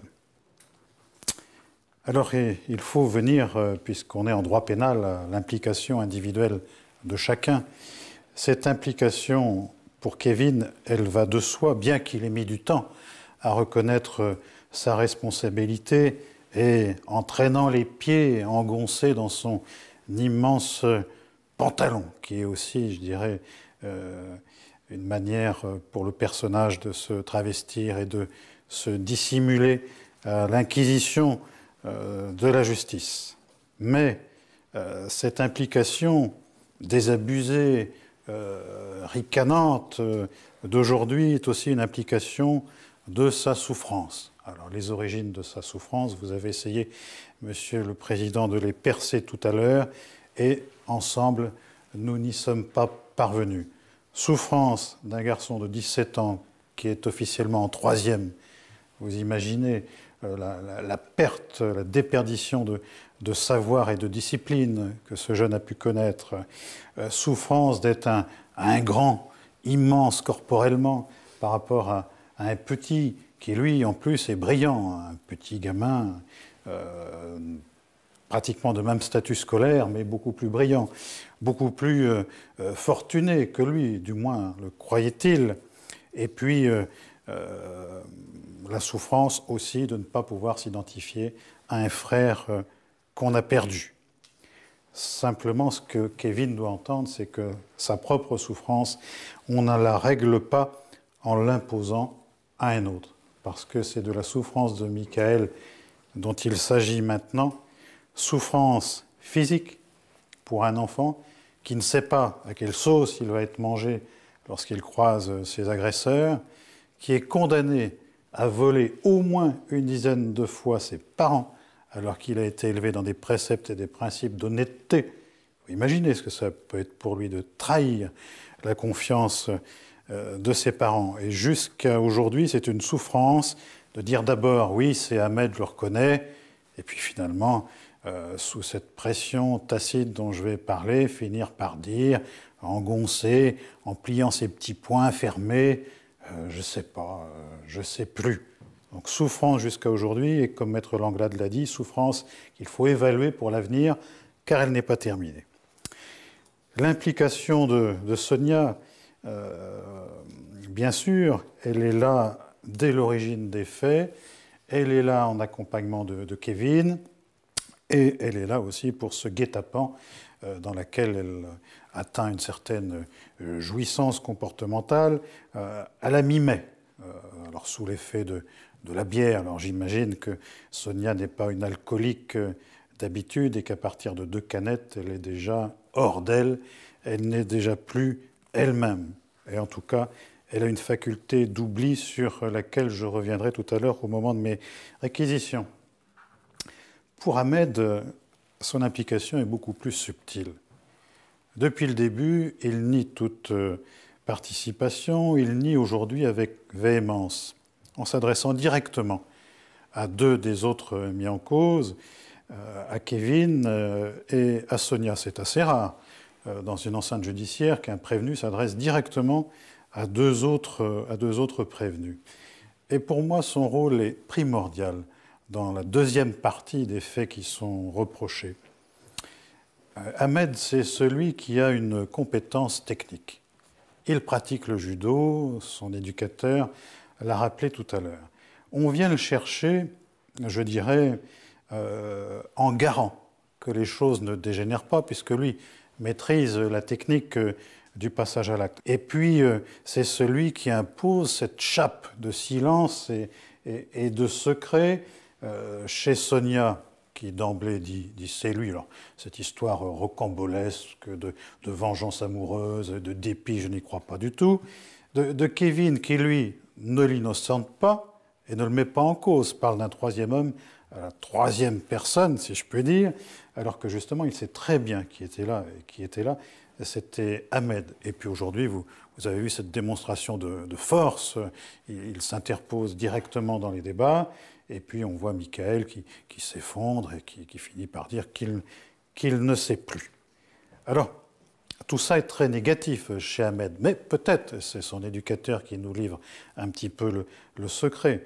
S'il met tant d'ardeur à vouloir être mis hors de cause, c'est peut-être, justement et paradoxalement, parce qu'il était dans une période ascendante et particulièrement positive, et que ce petit rappel de sa délinquance passée pour rendre service à Sonia et à Kevin a été un mauvais souvenir, une résurgence du Ahmed ancien qu'il veut absolument enfouir à jamais. Donc, je dirais dans un premier temps, ça peut paraître très désagréable, cette volonté de s'écarter des faits.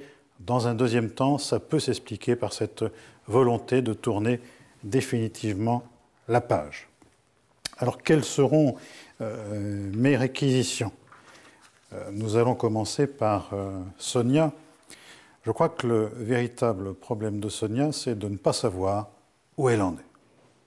Je ne sais pas, je ne sais pas, je ne pense pas, je ne crois pas.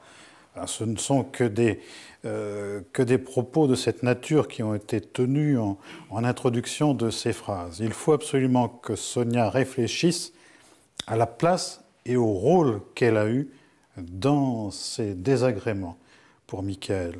Aussi, je propose une mesure de réparation qui doit être expliquée comme une véritable peine et non pas comme la réparation alternative aux poursuites pénales que le parquet peut mettre en place.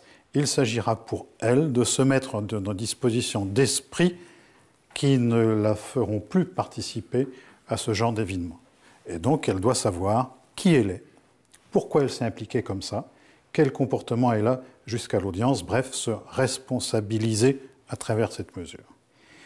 Pour Ahmed, dont j'ai voulu vous convaincre de la culpabilité, je souhaite qu'il ne compromette pas par votre décision la pente favorable qu'il est en train de grimper, tel que son éducateur vous l'a démontré. C'est quelqu'un qui a eu un certain nombre d'avertissements judiciaires solennels, qui a eu un sursis avec mise à l'épreuve. Je pense qu'une peine ferme, même si elle correspondrait pour moi psychologiquement et techniquement à ce qui s'est réellement passé à la mi-mai, ne serait pas une bonne chose et mettrait à néant les bonnes choses qui sont en train de se mettre en place. Je vous proposerai 1 mois d'emprisonnement avec sursis, assorti d'un travail d'intérêt général pendant 120 heures. Travail d'intérêt général, même si vous en êtes souverain, dont je souhaiterais donner une indication en faveur des autres. Son éducateur vous a dit que Ahmed avait des facultés extrêmement riches en matière d'animation sportive et d'animation de jeunes. Alors il pourra montrer qu'au lieu d'être un mauvais professeur de judo au détriment de Michael, il peut être un très bon professeur de judo en faveur d'enfants et d'adolescents. Et puis il sait aussi que s'il ne se plie pas à cette mesure favorable, eh bien, il touchera les dividendes de ces mésaventures. En ce qui concerne Kevin, il est évident que la tâche n'est pas facile pour votre juridiction et Kevin ne vous a pas facilité cette tâche. Kevin, lorsqu'il a commis ces faits, était dans le cadre d'un sursis avec mise à l'épreuve comportant un certain nombre d'obligations. Il n'y avait pas comme obligation celle d'agresser les gens. Donc déjà, c'est un élément extrêmement favorable. Les faits ont duré sur plusieurs mois pendant cette mesure qui lui était destinée, et ça non plus, c'est pas bon. L'attitude qu'il a eue à l'audience, absolument désinvolte, agressive, je m'en foutiste, clownesque, je dirais, le dessert. Alors s'il veut être confronté à la loi, comme disent les psychologues, ben, qu'il y soit. Et s'il veut voyager, mais moi je lui propose directement un appartement avec une vue imprenable. En tout cas imprenable de l'extérieur, s'entend. C'est-à-dire la maison d'arrêt. Je peux difficilement faire d'autres propositions. Il ne vous a rien mis sur la table qui permette d'aller en faveur d'une autre décision. Alors, néanmoins, je vais m'expliquer là-dessus. Je vais vous demander de bien vouloir condamner Kevin à une peine de 9 mois d'emprisonnement, dont 6 fermes, les 3 autres étant assortis d'une mise à l'épreuve comportant l'obligation de se soigner, et notamment de se soigner par rapport à l'alcool et par rapport à la toxicomanie, qui est toujours présente, même si on ne l'a pas beaucoup abordée aujourd'hui, et l'interdiction de rencontrer la victime. Ces 6 mois fermes tiendront compte, naturellement, des 2 mois qu'il a fait en détention provisoire. Pour la loyauté des débats, je dois dire que cette période révoquera le sursis simple qui a été prononcé en 1999. Cependant, le parquet sera toujours prêt à entendre la manière et le moment dont cette peine ferme pourrait être exécutée en fonction de son évolution. Et j'oserais dire, pour parler avec des gros sabots, tenir compte de son évolution jusqu'à la fin de cette audience. C'est-à-dire que si Kevin persiste dans sa provocation, eh bien, il ira se confronter au mur de la loi. Et puis, je ne m'opposerai pas à ce que vous fassiez venir les représentants de la force publique pour le faire conduire à la maison d'arrêt avec le prononcé de l'exécution provisoire de votre décision. Et paradoxalement, votre décision, elle lui appartient. Donc je vous rappelle, Monsieur le Président, Madame, Monsieur, que votre jugement est attendu à l'extérieur. Il fera jurisprudence, il sera un signe fort aussi en matière de prévention de faits similaires pour l'avenir dans le milieu scolaire. Vos assesseurs sont les membres de la société civile, ils savent ce que ça veut dire, toutes ces contraintes de souffrance en étant parent d'élèves. Vous-même, Monsieur le Président, connaissez parfaitement le partenariat et les enjeux du partenariat entre l'éducation nationale et la justice. Aussi, je vous demande de bien vouloir aller dans le sens de mes réquisitions. Bien, merci Monsieur le procureur. Avant de donner la parole à la défense, comme la loi m'y oblige, puisque M. le procureur a demandé qu'éventuellement un travail d'intérêt général soit prononcé à votre égard, Sonia et Ahmed, il faut que je vous demande votre accord sur le fait d'exercer un travail d'intérêt général. Alors d'abord, est-ce que vous savez ce qu'est un travail d'intérêt général, Sonia?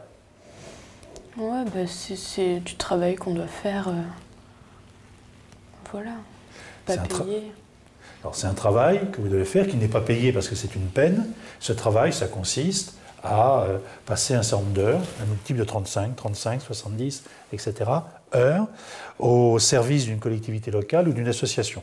Mais c'est une sanction, c'est une punition qui permet d'éviter une incarcération. Alors Sonia, est-ce que tu accepterais, si tu es reconnu coupable, d'exercer un travail d'intérêt général? Oui. Oui. Bien, vous notez. Madame la greffière, Ahmed, est-ce que tu accepterais d'exercer un travail d'intérêt général? C'est pas que je voudrais pas le faire, mais vu que je suis innocent, je vois pas pourquoi je le ferais. Dans l'hypothèse où le tribunal te reconnaîtrait coupable, est-ce que tu accepterais? Je te rappelle que si tu nous dis oui, il ne s'agit pas de te forcer la main, mais ça permet d'éviter autre chose, d'autres types de sanctions. Ça ne préjuge pas sur ton innocence ou sur ta culpabilité. Ce sera toujours non. Ça sera toujours non. D'accord, donc c'est un paquet, soit je suis coupable, soit je suis innocent, mais... Bien, ces précisions apportées, on peut en passer à la phase des plaidoiries. Je crois que vous êtes répartis les choses. C'est Maître Martel qui commence pour Sonia. Donc approchez-vous, Maître. Je vous remercie. Monsieur le Président, Madame, Monsieur, la question de la violence en milieu scolaire ne doit certes pas être banalisée. Ce ne sera pas mon propos aujourd'hui. Sonia est tout à fait consciente de la gravité de ses actes et elle n'a jamais cherché ni à les nier, ni à les amoindrir. Elle a d'ailleurs reconnu les faits dès sa première audition devant vous, Monsieur le Président. Sonia est une jeune fille de 16 ans qui se retrouve aujourd'hui pour la première fois devant un tribunal. Et tout dans cette salle l'impressionne. Et je crois, Monsieur le Président, que vous l'aurez ressenti depuis le début de cette procédure. Sonia est impressionnée, elle est apeurée. Elle a peur et elle a honte aussi. Ma consoeur évoquait tout à l'heure ce sentiment de honte ressenti par Michael. Alors, c'est peut-être plus difficile à entendre et à comprendre, mais ce sentiment de honte, il est partagé par Sonia également. Et je crois que peut-être ce sentiment, nous le partageons tous un peu ici, ce sentiment de honte, d'impuissance face à la violence de nos enfants. Sonia a honte de ce qu'elle a fait à Michael, et c'est pour cela qu'elle lui a présenté spontanément ses excuses lors de la confrontation. Sonia était âgée de 15 ans à l'époque des faits. Jusqu'alors, c'était une jeune fille plutôt bonne élève, un peu timide, un peu réservée, un peu transparente. Et 15 ans, c'est justement l'âge où on veut s'affirmer, où on veut exister, trouver des repères et trouver sa place dans la société, au collège, dans le quartier. Et là, Sonia a fait un mauvais choix. Elle a fait un mauvais choix parce qu'elle a choisi Kevin comme modèle. Alors Kevin, elle a été subjuguée par ce garçon qui est un peu le caïd du collège, tout le monde le connaît. Elle a été subjuguée par lui, et puis elle a été aussi flattée par l'attention qu'il lui portait. À elle, la petite Sonia, que jusqu'alors, personne ne regardait. Et elle a choisi, comme lui, la voie de la violence pour exister. Et c'est vrai qu'avec Kevin, elle se sentait appartenir à une tribu, à un clan. On la regardait autrement, avec un respect mêlé de crainte.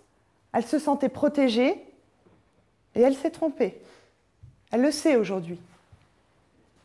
Ce rôle-là, de dur, ce rôle-là ne lui ressemble pas à Sonia. Sonia est une jeune fille faible, influençable. Monsieur le procureur, tout à l'heure, en parlant d'elle, évoquait l'idée d'une égérie.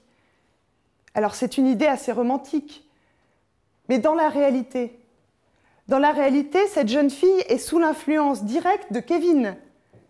Et peut-être aussi, et en cela je rejoins monsieur le procureur, d'Ahmed. Sans Kevin, jamais Sonia ne serait tombée dans le racket, dans la violence. Et quand elle parle de ce jour-là, de cette fameuse journée de l'agression, c'est vrai, quand elle parle d'un sentiment d'irréalité. Elle fait référence aux films d'action, de violence. Et c'est intéressant parce que cela veut bien dire que c'est une jeune fille qui veut à tout prix se protéger, se dire que ce n'est pas elle qui est violente et que les coups font pas mal. Mais aujourd'hui, et grâce au travail qu'elle a fait avec son éducatrice, elle sait que dans la vraie vie, il faut assumer ses actes. Et c'est pour cela qu'aujourd'hui, elle a peur d'aller en prison, elle a peur d'être éloignée de ses parents, de ses amis, parce qu'elle en a, ceux d'avant, ceux de la Sonia d'avant, qui n'ont pas compris pourquoi elle avait changé de façon aussi brutale son comportement et sa personnalité, mais ils sont là pour l'aider à la soutenir et pour l'aider à se retrouver. Alors, je m'associe aux réquisitions de Monsieur le procureur, qui a su ne pas céder à la tentation d'une répression aveugle, qui a su nous rappeler le principe fondamental de l'ordonnance de 1945, qui donne une priorité absolue aux mesures éducatives. Et je crois effectivement qu'une mesure de réparation serait la sanction la mieux adaptée à la situation de Sonia. Elle est elle-même d'ailleurs très attachée à cette idée de réparer et de s'amender. Je vous remercie. Merci, Maître Martel. Donc, Maître Hassani, pour les intérêts d'Ahmed. Merci, Monsieur le Président.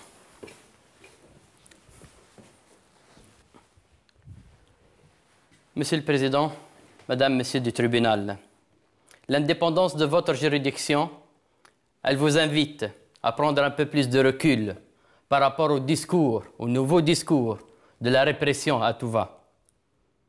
Il ne faut pas oublier que le fonctionnement de notre juridiction, de notre institution judiciaire, la règle fondamentale qui gouverne l'application du droit pénal, c'est le principe de la présomption d'innocence.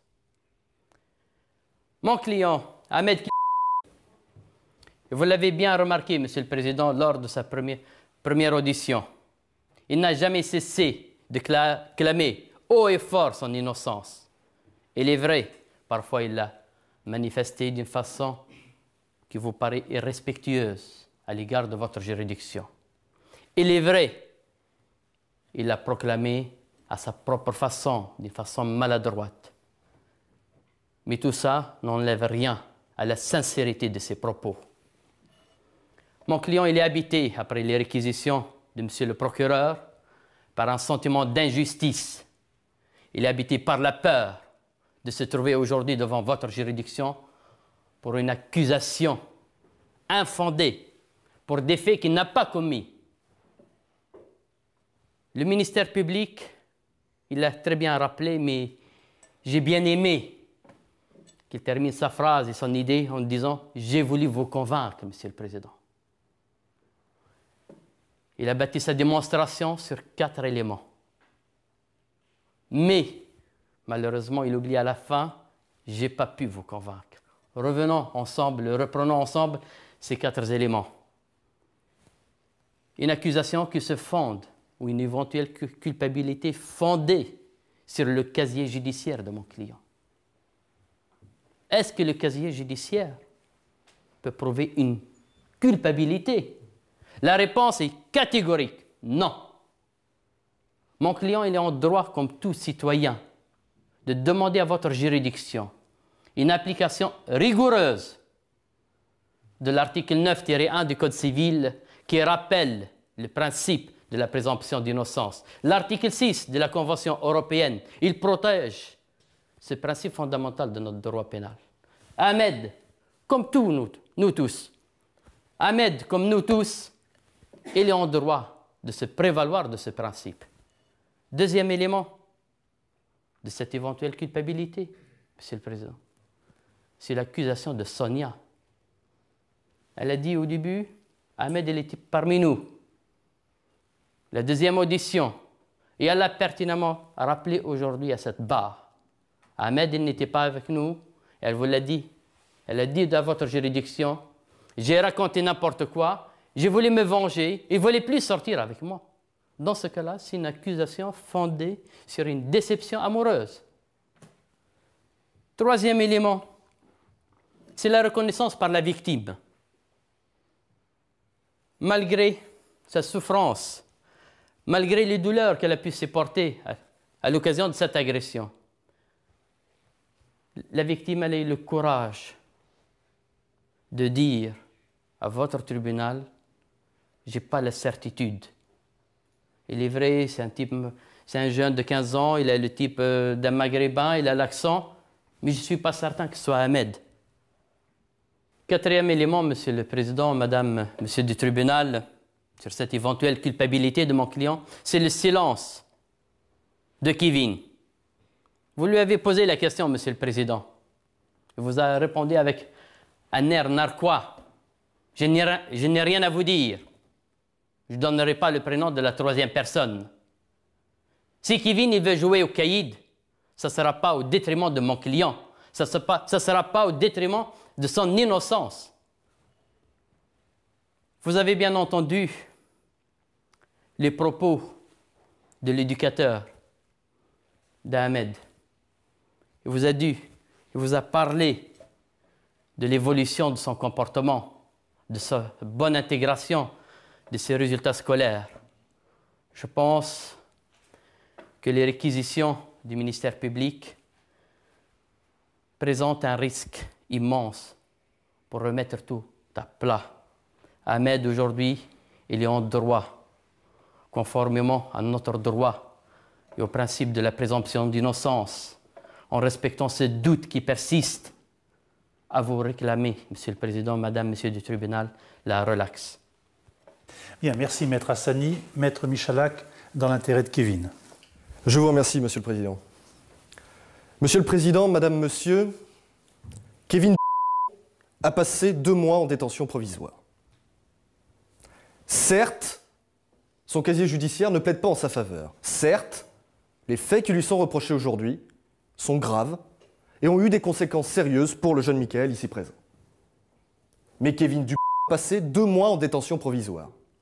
Je le répète et je le répéterai, tant il me semble évident que ces 2 mois ont fortement marqué la vie de ce jeune garçon de 17 ans, vie sur laquelle il me semble nécessaire de revenir quelque peu afin de savoir qui il est, savoir comment il a pu en arriver là. On ne peut pas bien saisir la personnalité de Kevin si on ne se penche pas sur le drame qu'il a vécu voici 5 ans. Kevin, alors âgé de 12 ans, doit faire face au décès de son grand frère, âgé à l'époque de 15 ans. Et que l'on regarde le dossier, vous l'avez dit vous-même, Monsieur le Président, jusqu'à cet âge de 12 ans, même si tout n'est pas rose à la maison, Kevin est un garçon normal, un garçon sans problème comme les autres. Mais à partir de ce jour-là, sa vie bascule. Sa vie bascule parce que ce frère qu'il aimait tant, qu'il adorait, qu'il voyait comme un modèle, n'est plus là. Et il perd l'élément stabilisateur dans sa vie. Il perd cet élément stabilisateur, il dérape, il commence à faire des bêtises, comme il a pu nous le dire, et à l'âge de 13 ans, rencontre pour la première fois le juge pour enfants. Alors, Kevin aurait pu s'en sortir, plutôt s'il avait pu trouver, au sein de la cellule familiale, les repères nécessaires à son équilibre. Mais malheureusement pour lui, il n'en fut rien. Un père au chômage depuis plusieurs années, mais qui n'est jamais au domicile familial. Une mère, certes au foyer, mais qui n'a pas l'autorité nécessaire sur Kevin. Alors quel résultat? Et le résultat, il est là. Le résultat, c'est Kevin, 17 ans, en 3e, avec de graves problèmes scolaires et disciplinaires. Le résultat, c'est Kevin, 17 ans, chef de famille, à 17 ans. Son petit frère nous l'a dit. Et entre 12 et 17 ans, son casier judiciaire s'est alourdi. Alors pour ne rien arranger, sa famille rencontre de graves difficultés financières. Son père étant au chômage, je vous l'ai dit, et sa mère n'ayant jamais travaillé. Alors la conséquence, elle est directe, elle est simple. Ils n'ont pas les moyens de donner un sou d'argent de poche à Kevin. Et ce problème est récurrent chez lui. Il me l'a dit souvent lors de nos divers entretiens, avec ses propres mots. Le problème, c'est que j'ai pas une thune. J'ai pas une thune. Alors je comprends, j'arrive à comprendre l'état d'esprit de ce garçon de 17 ans qui, à la sortie du collège, voit tous ses copains aller prendre un verre, aller dans une salle de jeux vidéo ou le week-end aller au cinéma, tous habillés à la dernière mode, et pas lui. Pas lui, parce qu'il n'a pas un sou en poche. Alors comme si tous ces problèmes antérieurs ne suffisaient pas, il n'a quasiment aucune vie sociale pour un problème financier. Alors Kevin va chercher une solution et va la trouver. Et je vous l'accorde, c'est la plus stupide qu'il soit. Il va chercher l'argent là où il se trouve. Il va chercher l'argent facile. Il va racketter. Et il a racketté Michael pendant plusieurs mois. Pendant plusieurs mois, jusqu'à ce 15 mai, où, malheureusement, l'alcool aidant, où, et je suis d'accord avec monsieur le procureur, fortement incité, j'en suis convaincu, par Sonia, il va déraper et violenter Michael avec les conséquences que l'on sait. Alors j'entends monsieur le procureur nous dire que, maintenant, vu son casier, Kevin doit aller en prison. Les modalités de son envoi à la maison d'arrêt, on verra plus tard, mais il doit y aller. Je ne partage pas cette opinion et pour deux raisons. La première est d'ordre juridique. L'ordonnance du 2 février 1945, qui fonde notre droit pénal pour les mineurs, édicte un principe fort et qu'il ne faut jamais oublier. La peine de principe, pour un mineur, c'est le prononcé d'une mesure d'éducation, d'une mesure d'assistance, d'une mesure de surveillance, et ce, quel que soit l'âge du mineur, quels que soient ses antécédents judiciaires. En tout état de cause, l'emprisonnement ne doit être envisagé qu'en dernière extrémité. Deuxième raison, Kevin, et je le répète, a déjà passé 2 mois en détention provisoire. Et je puis vous l'assurer, Kevin a retenu la leçon, si toutefois on veut bien s'accorder sur le fait que la prison présente quelques vertus pédagogiques pour un mineur. En tout cas, Kevin a payé. Kevin a payé, et ce d'autant plus que je l'ai vu à la sortie de la maison d'arrêt. Ce n'était pas le Kevin arrogant, fier des débuts. J'ai retrouvé un garçon de 17 ans abattu, marqué, physiquement, psychologiquement. Alors le renvoyer dans un quartier des mineurs totalement désorganisé et peu propice, le mot est faible, à l'éducation. Renvoyer Kevin dans un milieu carcéral qui reproduit, et nous le savons tous pertinemment, le milieu délinquant de la rue, renvoyer Kevin ce soir ou dans quelque temps à prison d'arrêt me semble être la pire des solutions. Alors écoutez, monsieur le procureur, Kevin a son avenir entre ses mains. Il va avoir son avenir entre ses mains, mais quelques secondes après la fin de ma plaidoirie, en fonction de son comportement. Et ça, je ne peux pas l'accepter. Je ne peux pas accepter que l'on balaye d'un revers de main en 10 secondes tout le travail entrepris par Kevin, aidé par ses éducateurs, depuis les quelques mois qu'il a passés dans le centre de placement ou le centre d'éducation renforcée. Vous l'avez entendu de la bouche de M. Martin. Ça n'a pas été facile au départ. Mais Kevin a réussi à se plier à une certaine discipline. Il a commencé à s'intéresser aux cours. Et surtout, il s'est épanoui au sein de ce centre, à l'aide d'une activité, le parachutisme. Alors certes, j'en conviens, le parachutisme, ce n'est pas un projet d'avenir, c'est un loisir. Mais lorsque Kevin saute en parachute, ses éducateurs le voient. Il n'est plus sur la défensive. Il est à l'écoute. Il se plie aux règles. Et là, ses éducateurs ont l'impression qu'il y a matière à faire quelque chose.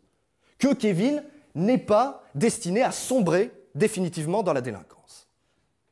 C'est pourquoi renvoyer Kevin en prison, ce serait mettre à mal tout ce travail entrepris. Aussi, Monsieur le Président, Madame, Monsieur, je vous demanderai instamment de ne pas renvoyer Kevin en prison, de peut-être prononcer une peine de prison ferme, mais en tout cas qui n'excède pas le temps de détention déjà effectué, et surtout de ne pas révoquer les sursis que Kevin a au-dessus de la tête, afin qu'il puisse poursuivre ce processus de réinsertion déjà fort bien engagé. Je vous remercie. Merci, maître. Les 3 jeunes, vous vous levez. Je vais vous donner la parole comme prévu. C'est vous qui avez le dernier mot. Sonia, as-tu quelque chose à ajouter à ta défense? J'aurais aimé présenter encore une fois mes excuses à Michael. Tu peux te tourner vers lui pour lui présenter tes excuses. Non, c'est trop dur. Ahmed. Monsieur le Président, j'ai qu'une chose à dire, c'est encore une fois de plus, je suis innocent. Merci. Kevin? Ouais, je vais vous faire plaisir, je vais vous dire que je reconnais la connerie que j'ai faite. Ça c'est sûr, mais je regrette en aucun cas de l'avoir fait. Tu la reconnais, mais tu ne la regrettes pas. Le tribunal appréciera. Bien, les débats sont clos. Nous allons nous retirer pour délibérer.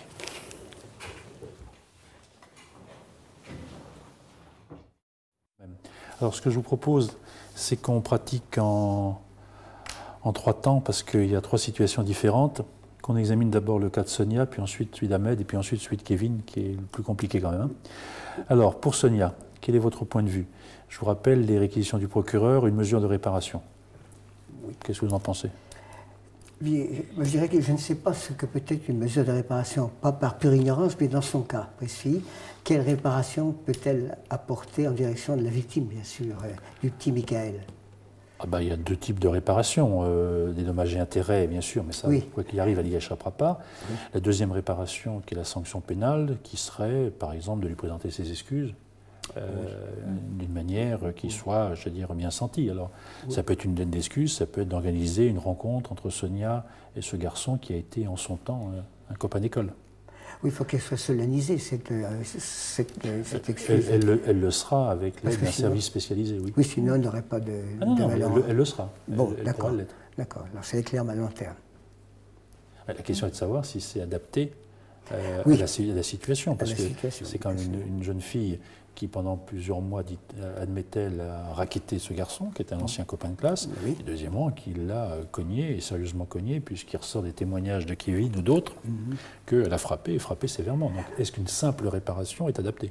Oui, parce que je me souviens de l'audience au cours de laquelle il a été rappelé que son copain dit qu'elle y était allée de bon cœur. Je répète. Alors, c'est vrai qu'elle avait 14 ans et demi, 15 ans au moment des faits, c'est vrai qu'elle n'a jamais été condamnée, c'est vrai qu'elle a présenté ses excuses, donc c'est vrai aussi que elle est plutôt bien barrée, c'est-à-dire qu'elle a quand même bien réagi.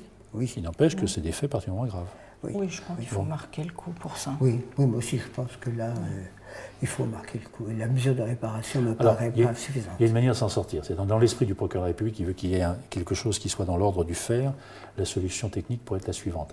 C'est qu'on prononce une peine de prison, parce que ça vaut une peine de prison, mais qu'on lui accorde le sursis, et qu'on dise qu'elle n'exécutera pas cette peine si, dans un délai de temps, 18 mois par exemple, elle exerce un travail d'intérêt général.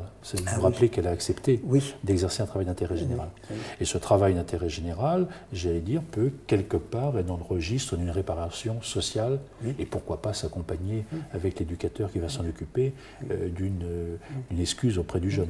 Donc ma proposition, ça serait par exemple 2 ou 3 mois de prison avec sursis et un TIG, un travail d'intérêt général, par exemple de 120 heures à effectuer dans un délai, disons, d'1 an, 18 mois. Elle pourra, j'allais dire, dans le cadre de ce travail d'intérêt général, au passage, l'éducateur qui va s'occuper d'elle pourra aussi veiller à ce qu'elle présente ses excuses. Donc si vous êtes d'accord, on en reste là? Qu'est-ce qu'on dit, 2 mois, 3 mois? 2 mois pour ce qui me concerne. 3 mois. 3 mois. 3 mois pour moi, donc ça fait 3 mois. Hein, vous savez comment. Bon, donc 3 mois, 120 heures de travail d'intérêt général à effectuer dans les 18 mois. Allez, on passe maintenant au cas un petit peu plus difficile d'Ahmed. Alors la question qui est posée, c'est coupable ou pas coupable? Oui. Alors, qu'est-ce que vous en pensez?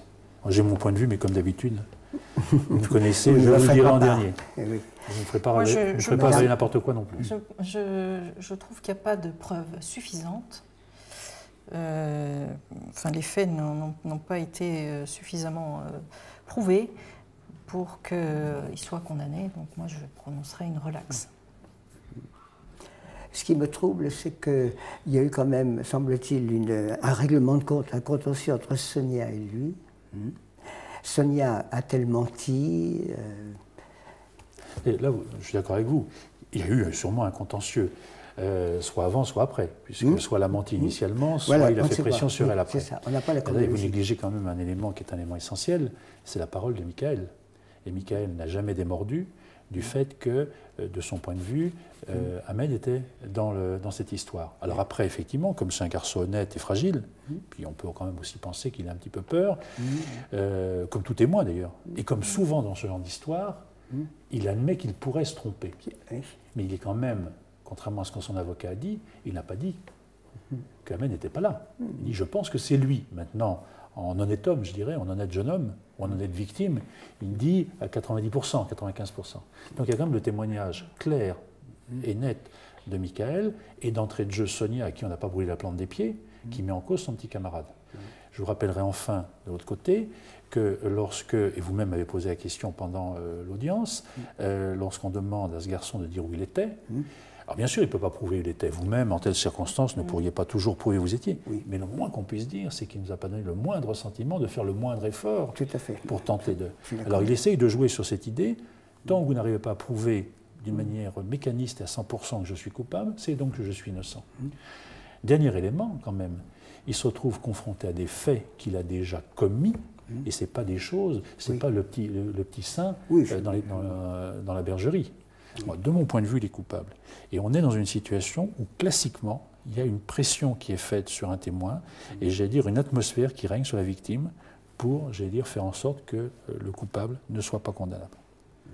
Bien, eh bien, écoutez, on a votre point de vue, donc vous estimez que la preuve n'est pas rapportée. Moi, je pense que la preuve est largement rapportée.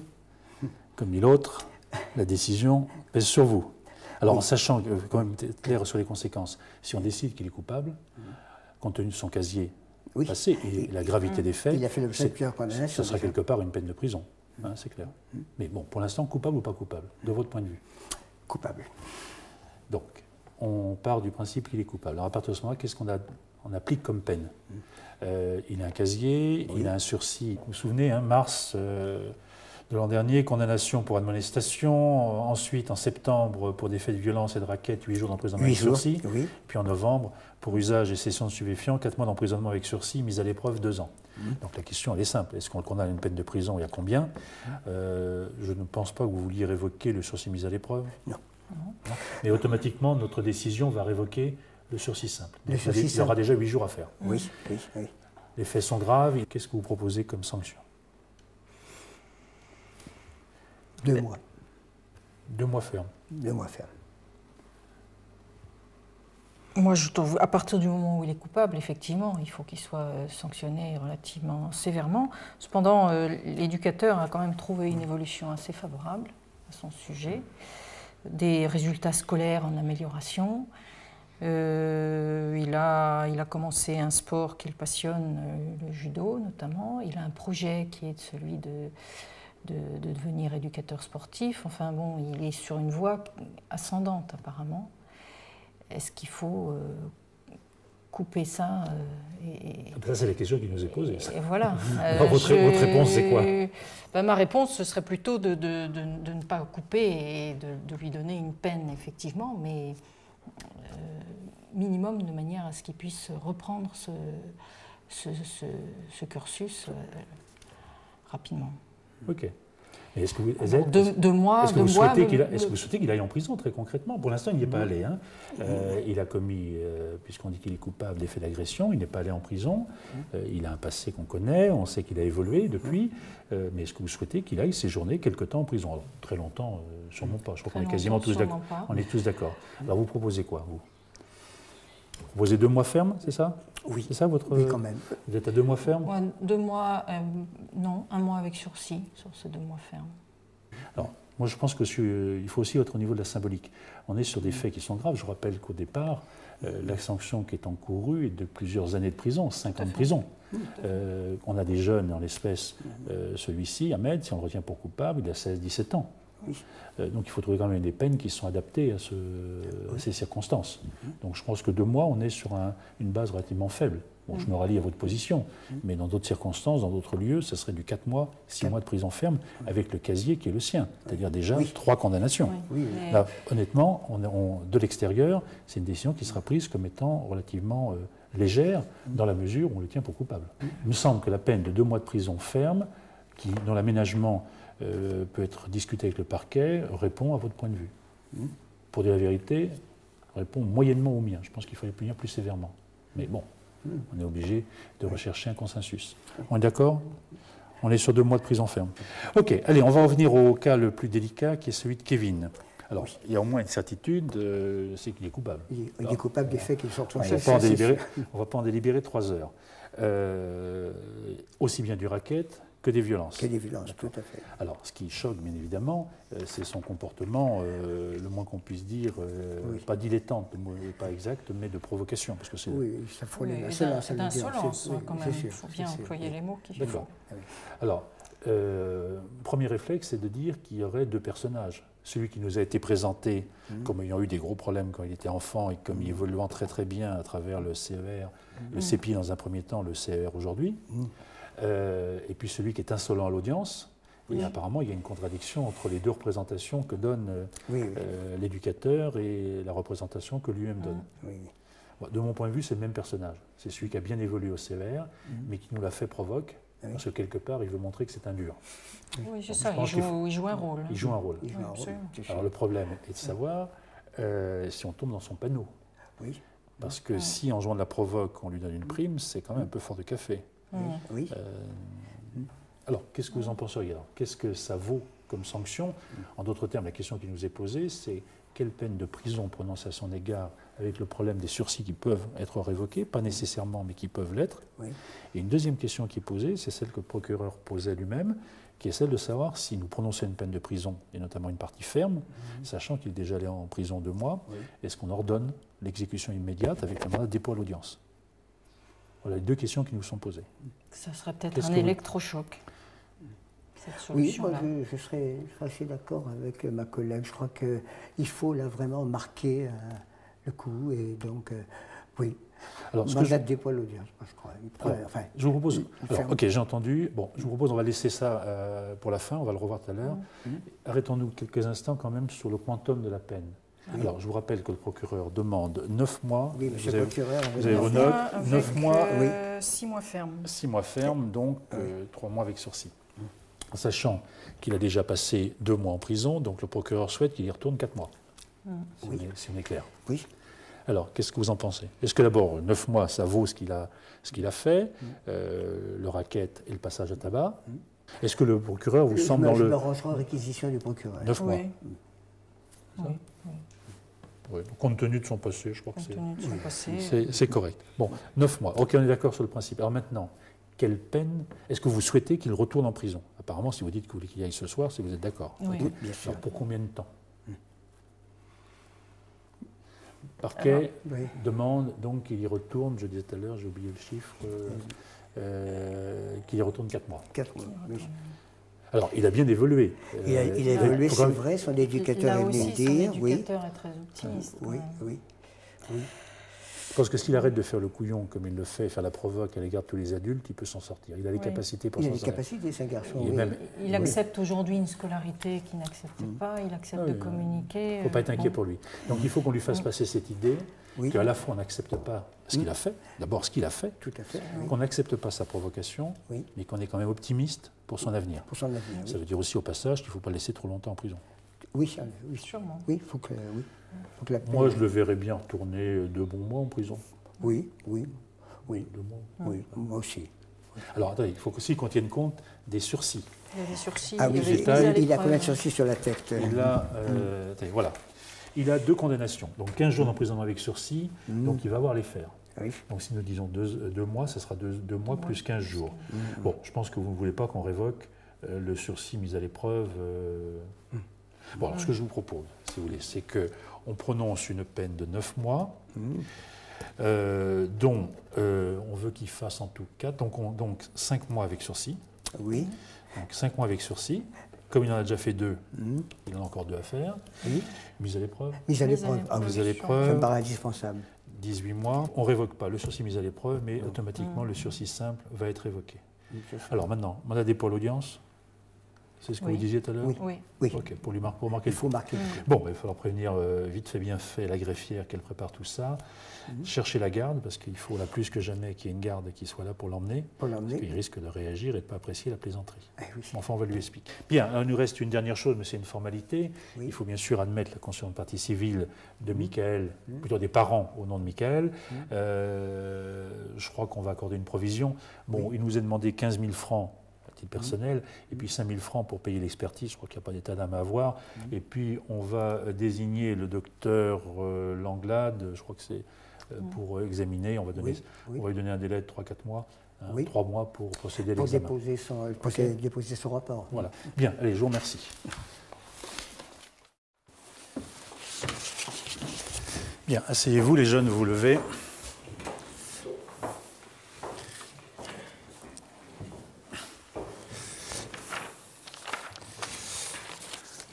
Bien, le tribunal va vous donner connaissance de sa décision, puis ensuite quelques mots de commentaire. Alors, Sonia, le tribunal estime que tu es coupable des faits qui te sont reprochés et en répression te condamne à la peine de 2 mois d'emprisonnement. Il dit qu'il sera sursis à l'exécution de cette peine si, dans un délai de 18 mois, tu accomplis la peine de 140 heures de travail d'intérêt général. Pour toi, Ahmed, le tribunal estime que tu es coupable des faits qui te sont reprochés. Et le tribunal te condamne à la peine de 3 mois d'emprisonnement. Pour toi, Kevin, le tribunal estime que tu es coupable des faits qui te sont reprochés. Il te condamne à 9 mois d'emprisonnement et te fait bénéficier du sursis pour 5 mois. Tu seras mis dans la situation d'un sursis mis à l'épreuve pendant 18 mois. Cette mise à l'épreuve sera exercée par le CEAT, c'est-à-dire l'équipe éducative du tribunal pour enfants de cette ville, avec une triple obligation, une obligation de soins par rapport à l'alcoolisme et la toxicomanie dont parlait monsieur le procureur, l'obligation d'indemniser la victime et bien sûr de ne pas rencontrer la victime. Voilà les décisions qui ont été prises sur le plan pénal. Bien sûr, sur le plan civil, là encore, le tribunal est amené à se prononcer, donc il accepte la constitution de partie civile des parents du jeune Michael et lui alloue d'ores et déjà une somme de 20 000 francs à titre de provision, 15 000 dont 5 000 francs pour l'expertise médicale en désignant le docteur Barouin pour procéder à cette expertise. Vos parents sont tenus pour solidairement responsables des dommages et intérêts que vous aurez à payer. Voilà l'ensemble de la décision qui est prononcée avec cette particularité que j'allais oublier mais qui est essentielle pour Kevin. Le tribunal ordonne l'exécution immédiate, c'est-à-dire que tu seras incarcéré dès ce soir. Alors, 2 brins d'explication. Sonia, les faits qui te sont reprochés sont graves, mais compte tenu de ce qui a été dit pendant l'audience, le tribunal a bon espoir que tu ne te retrouveras pas à nouveau mêlé dans ce type d'histoire. Il faut que tu payes, que tu répares, c'est ce qui va être fait. Pour toi, Ahmed, le tribunal estime que tu as été de mauvaise foi, que tu n'as pas voulu assumer tes responsabilités. Il estime qu'il y a dans toute cette affaire des éléments évidents de ta culpabilité. Tu as cherché à faire pression sur les uns et sur les autres et tu n'assumes pas ta culpabilité. Pour toi, Kevin, tu n'as qu'à t'en prendre qu'à toi-même.